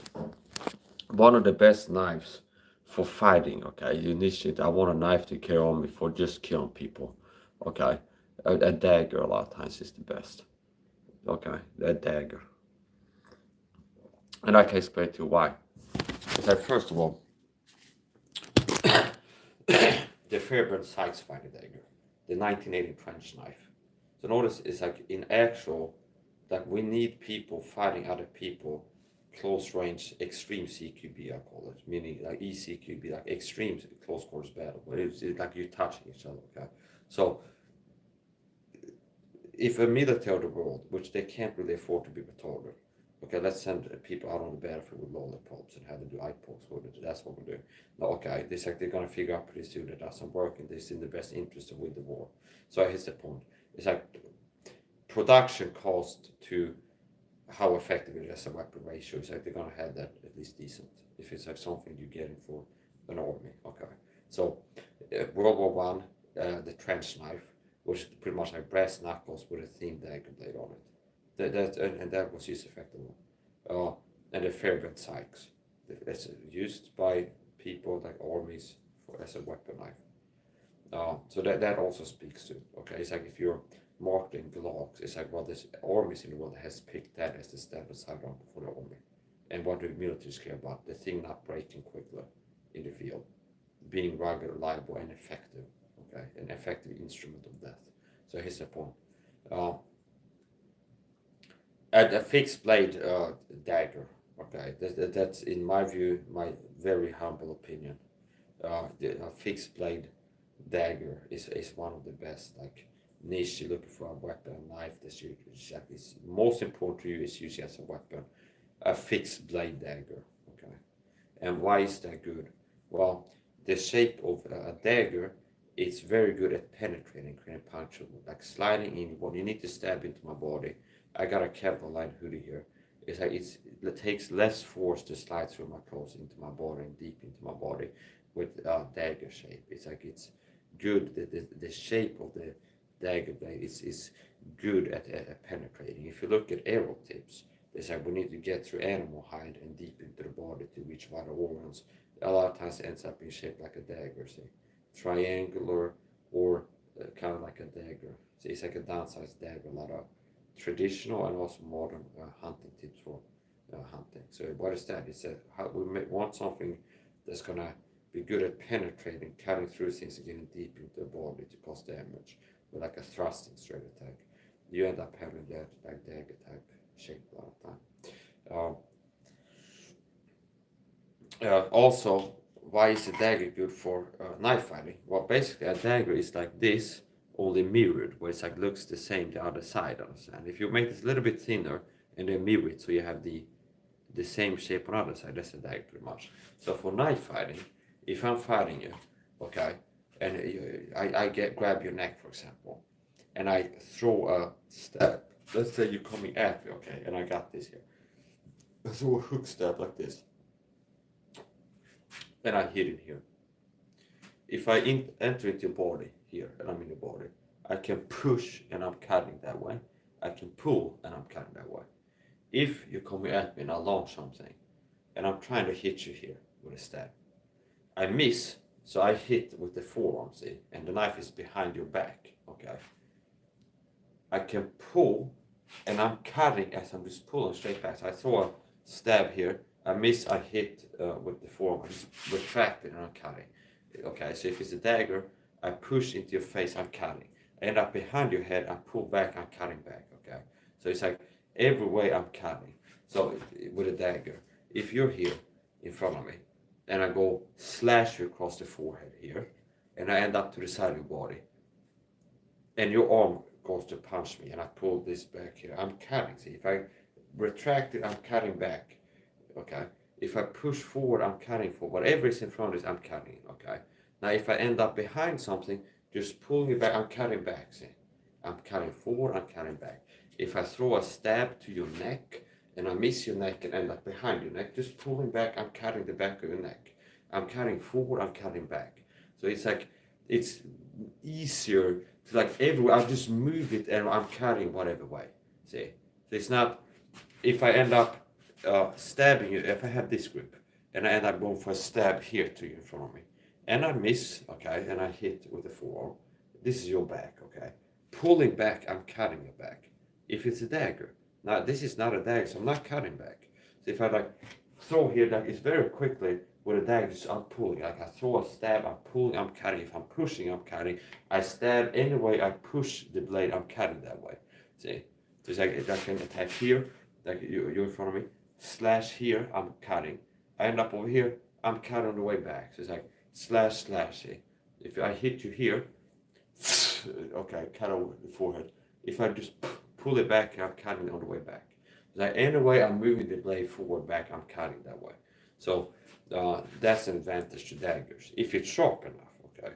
So at some daggers, it's like, they're not sharp, and it's like mostly like we're thrusting with this, okay? But if you sharpen the dagger, yeah.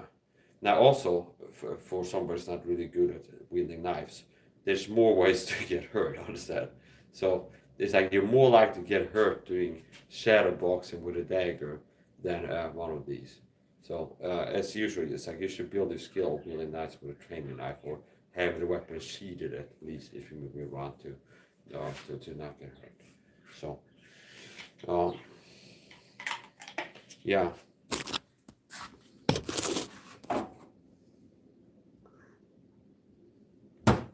I got to end the stream. I promised to. I told my wife that I'm gonna call her, say goodnight to her, and she's get her to go to bed. So blessed be Lord, my strength, peace, my peace, the Father, my hands to warm, my goodness, my fortress, my high tower, my shield, and healing, and my trust. Lord, what is man that thou Whatever. We're gonna end the video. Det ska bli en video. God is happy to have some understanding of using. So, maybe I should reach out to some knife manufacturers and that has crossed my mind a few times. And so maybe I should start sending emails to knife manufacturers, be like, if you send me a knife, I'll do an honest review. Okay, it's like, understand? It's like Mora send a message to them, hey, could you send me this other knife and I'll do a review on it. The worst thing you can get is a no. I don't think the Mora is gonna like pay Hitman to come kill me for asking them if they can send me a free knife to review. Okay, it's like they understand that the worst thing you get is a no. Okay, you said an email to call say, hey, could you send me a Coleman so I can review it on my YouTube channel? And they can go, no. Okay, you're not big enough for something like social media, or you're too crazy, or whatever they will say. We don't work with Christians. Okay, whatever. But it's like you can try. So maybe I should try that. Like send a few emails and ask if they can send me a knife and promise you a review. And if I promise to review, I will. So yeah, possibly it could be good. Because I'm on a budget. I'm not rich, so I like knives. Okay, since I can't buy a lot, maybe you could buy visual pleasure. You can get a knife manufacturer to send you a free knife, and then their product is displayed on my YouTube channel as I'm unboxing and trying it on and things like that. Oh, yeah. Anyway, I'm gonna finish up. If not, I'm not entirely unlikely to buy more knives myself. And since I'm on a budget, like I said, it's hard for me to justify knives that cost more than $20, really. It's like the more over $20, the harder it is for me to justify buying them on myself. Without feeling irresponsible. I'm on a budget. So, I'm gonna finish up. Mora knife. Not a bad knife. Good value for the money.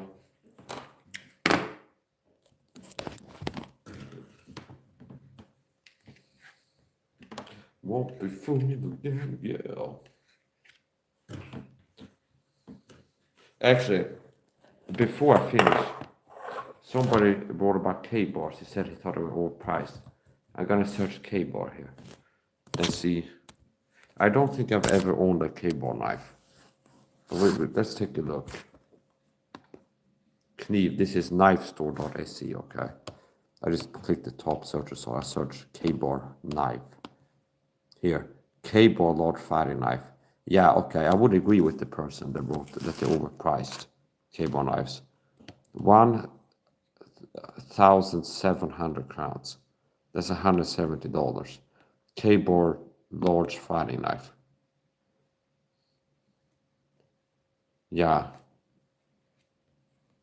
I would agree with him that they're overpriced.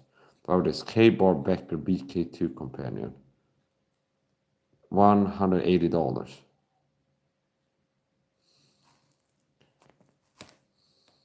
K-bar TDI law enforcement. So this is similar to like a karambit where it has a curve to it. $80.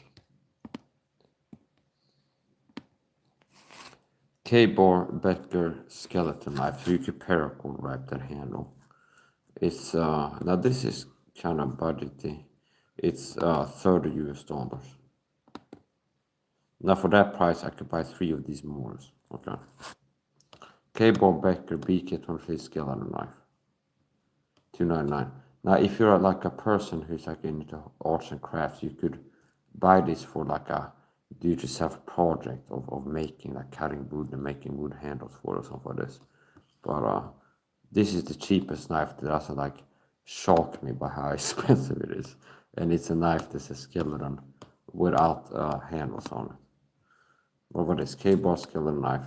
$30. Okay. Law enforcement, $369. Here, K-bar big body leather handle, $240. K-bar harpoon, $108. I would agree with the person that wrote that they are overpriced. What type of steel would it make from? If the steel is like has a reputation of being quality steel, they will let you know a lot of times. 1095 Crovan carbon steel. HRC 5658. So this is a modified tensor knife, 33 centimeters long, for what, $180. Now I'm not saying that they're bad knives. They might be really good knives, but they are given the impression of being kind of expensive. Let's look at this. Bra billigt. Bra billigt.se. Here. So this is a store that I've looked at knives before, and they have kind of cheap knives. Knives. Let's just search cold steel. Cold steel. I bought a cold steel knife here, the FGX Wasp. I bought this on this website, and it's $20 for a cold steel FGX Wasp. They have a cold steel Warhawk for $85. Cold steel SR1. Here, cold steel SRK. So this is $89. And this is a good knife. Good all-round knife, weapon knife. The SRK stands for Search Rescue Knife, I think. Now you can use this as a weapon knife. So, this is $89. Let's go back. Look at some other knives. Cold Steel Super Edge. This is a good little covert carry. Super small knife. You can carry in any pocket. And it's better than nothing if you're in the fight for your life. And it has, I don't know if it has the grip and rip serrations on it, which is like proprietary.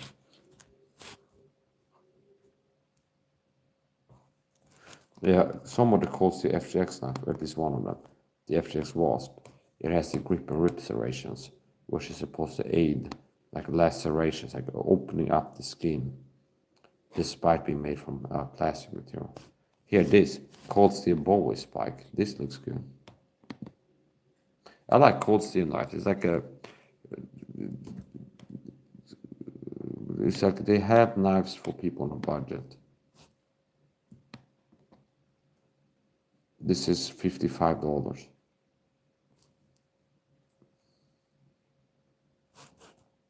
4 inches blade length.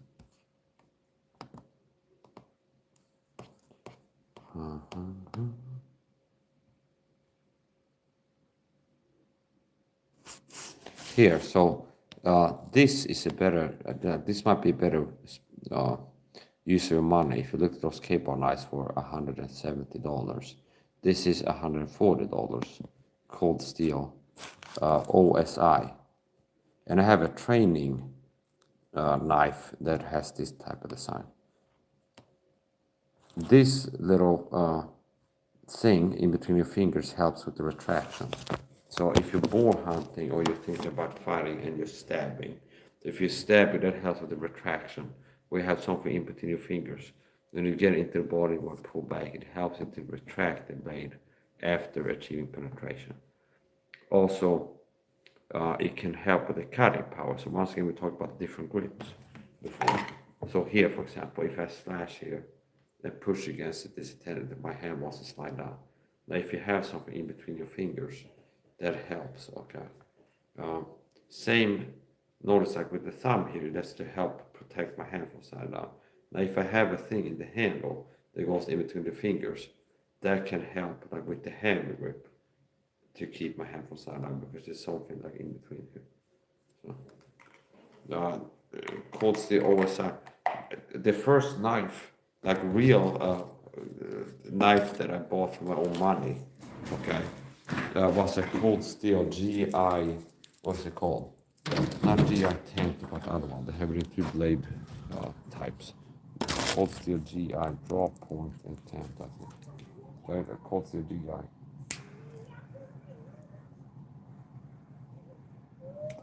With a paracord handle.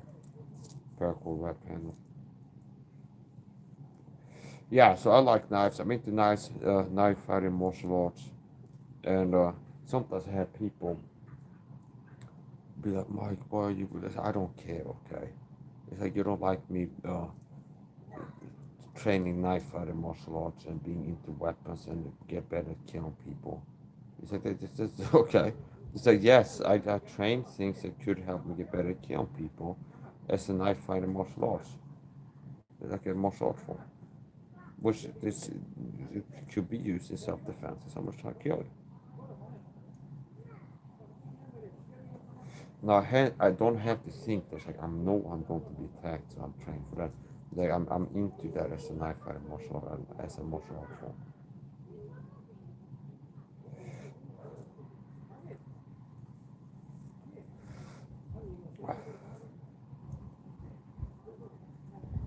The snow has returned, so in between being out here before and indoors, there's like a thick snow cover here. Short here.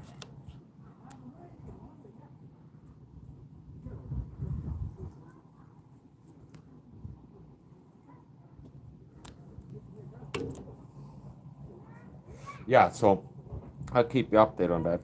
Possibly I should, possibly I should try reaching out to some knife manufacturers and ask them if they can send me a knife, and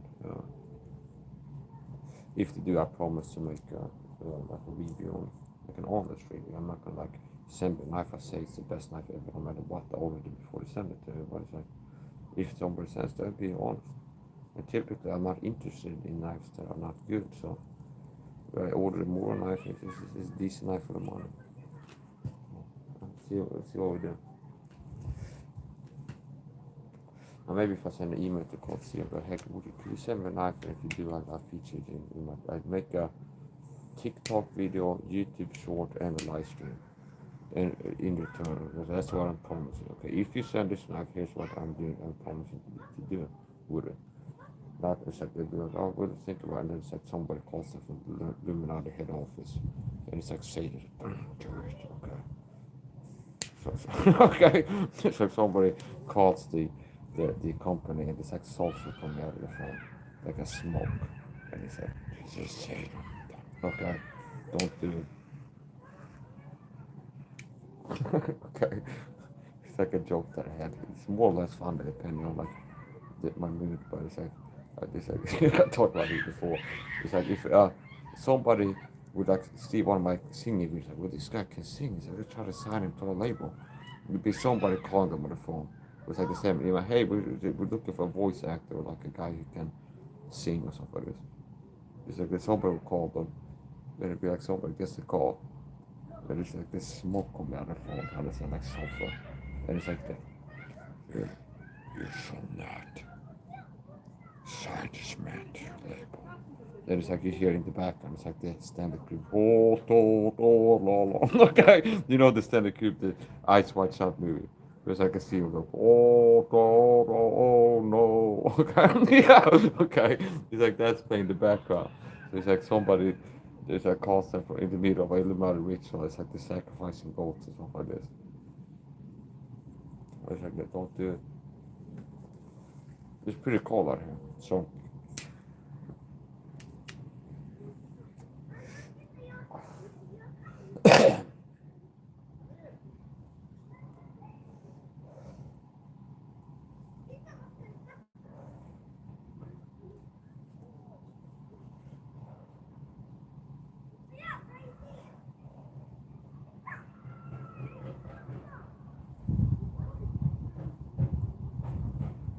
it's cold enough now in Sweden that if you will be out in the forest right now, you have to make shelter. You have to have some survival skills or survival ability.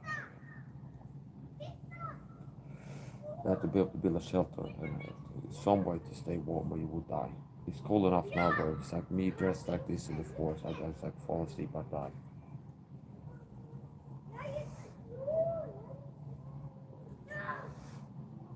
Part of survival that on that topic, if I need to survive in the woods dressed like this, you need to have some space from the ground because the ground is cold, it's got snow on it, will pull heat from your body.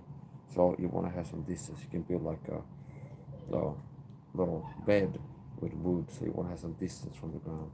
And you want to have some kind of heating source or some kind of effective way of retaining body heat. So whatever heat your body is producing, it's like it's staying on your body, and it's not leaving.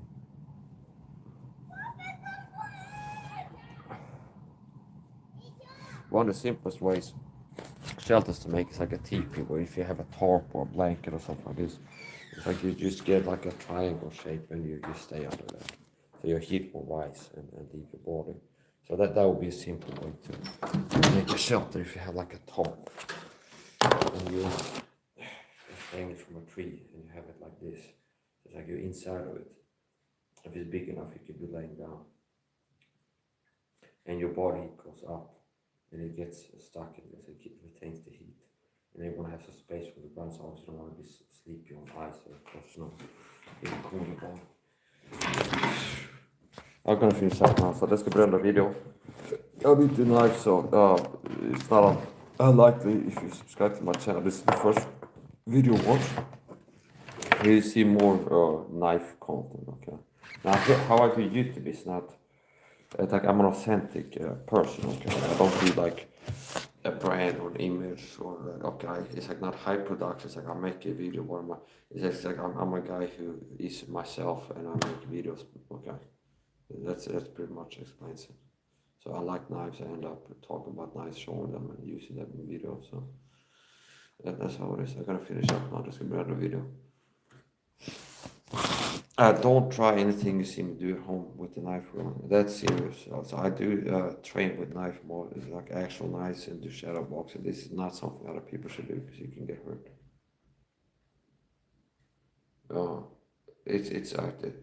I believe God has been protecting me, because considering like all the hours spent wielding knives, like actual sharp pointed knives, what I've been doing, impact training, stabbing, slashing, shadow boxing, dual wielding knife, shadow boxing, leaping through the air, delivering attacks. It's like, and I haven't got a seriously hurt yet. That looks, oh, yeah, okay, yeah.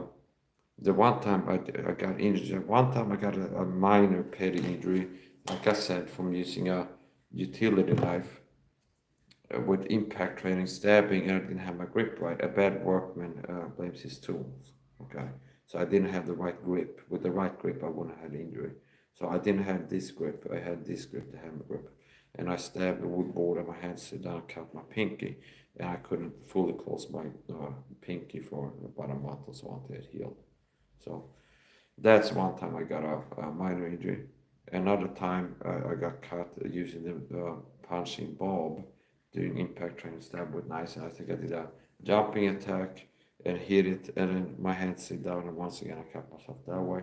Just a small cut, superficial cut. And the third time, I remember like the last 3 years I got hurt from a knife is drunken cooking, where I was drunk and I had like a cheese wedge, and I held the cheese like this and used a utility knife, the K40, to cut it like this, and then my fingers were here, and I'm cutting cheese, and suddenly it's like it slips and I hit my finger, and I did go to the ER. So I'm not an ambulance chaser, but it's like a lot of times standard operative procedures, if I have an injury and it's like I'm bleeding, I got cut, I called the non-emergency consultation, medical consultation number. I don't just call the ambulance or for this. It's like they have a non-emergency number. We can ask them. I step on a bus in there, watch it. They say, well, you should come in right now. Okay. Or, well, we'll book a time for you next week or something like this.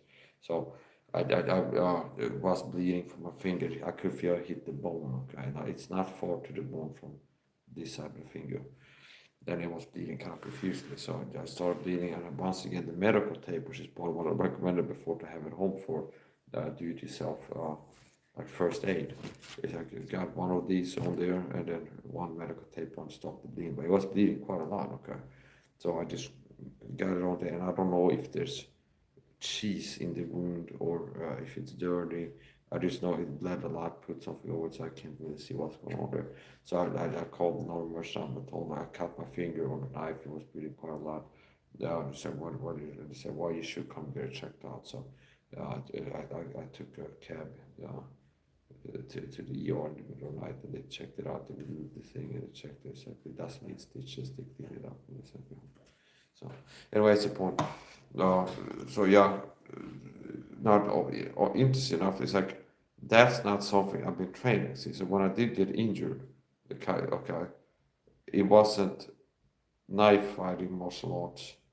It was something I have been doing a lot of training to get better at, like cutting cheese. I have been training that as kind of like a martial art form. It's like really figuring out what's the best technique to cut cheese with a knife. Okay, which is something that I haven't been doing a lot of. I think about how to get better at it.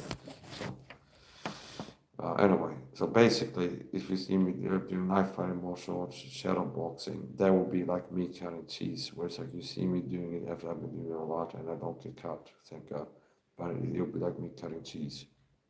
See, this is the first time I try it. It's not recommended. So here's another general rule of thumb. Injury prevention. If you're cutting cheese, now this is like the whole way. If you gotta cut cheese or anything else with a knife, it's like you don't cut against your limbs or your body. Okay, it's like you have a piece of cheese or sausage. You don't cut it like this. You cut it either like this or like this. Okay.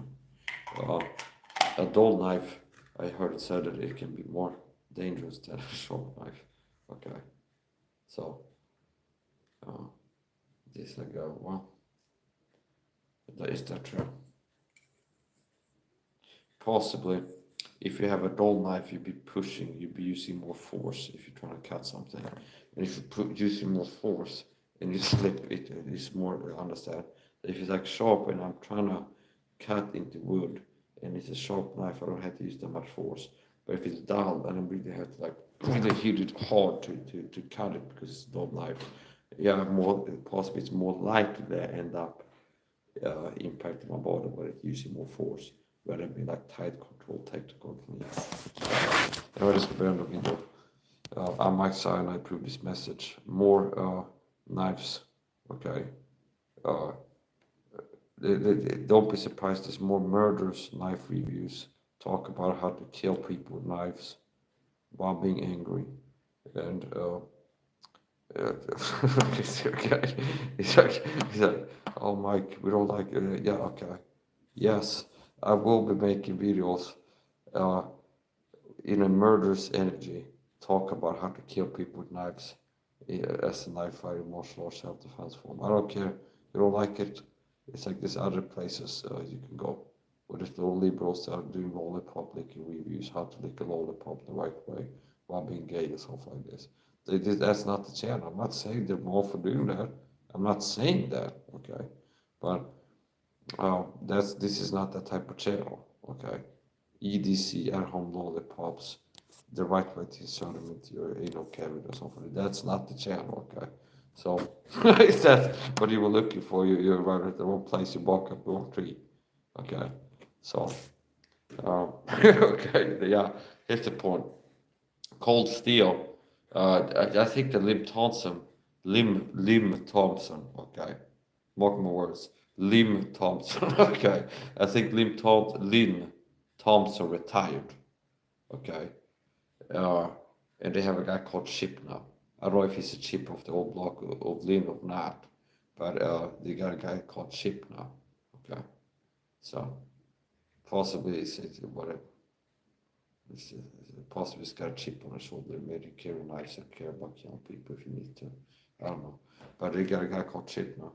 They also have a woman there, okay, which is part of their knife reviews sometimes. So basically, the Cold Steel YouTube channel and how they do their kind of like marketing, like displaying their products, it's a lot of kind of torture testing, which is the type of stuff that I do sometimes, where they have a cold steel knife and they market, they show a got a new knife and they have like a car hood or an ammo can, they're cutting rope with it, they're like putting in a vise and bend it, and it's like, look, you can bend this far, it doesn't break. So, whatever. I got my Mura knife here. It's big enough to be a problem, small enough to be carried all day. That's the mic sound. The Mura knife is big enough to be a problem, and small enough to be carried at all times. That's really summarizing the review. So, and it's robust. Okay, it's called robust. I tested it out. I don't feel like they scam me. Now, if I was what I was saying, it would be like snap off in the hand. I would be like, this call it robust. I'm mad. Understand? The video would be like, screw this knife. It's so robust. It wasn't. By the way, I suppose I gotta end the video. Take care of yourself or not. Don't use knives in the way you see me use knives in my videos. Get a training knife. Okay.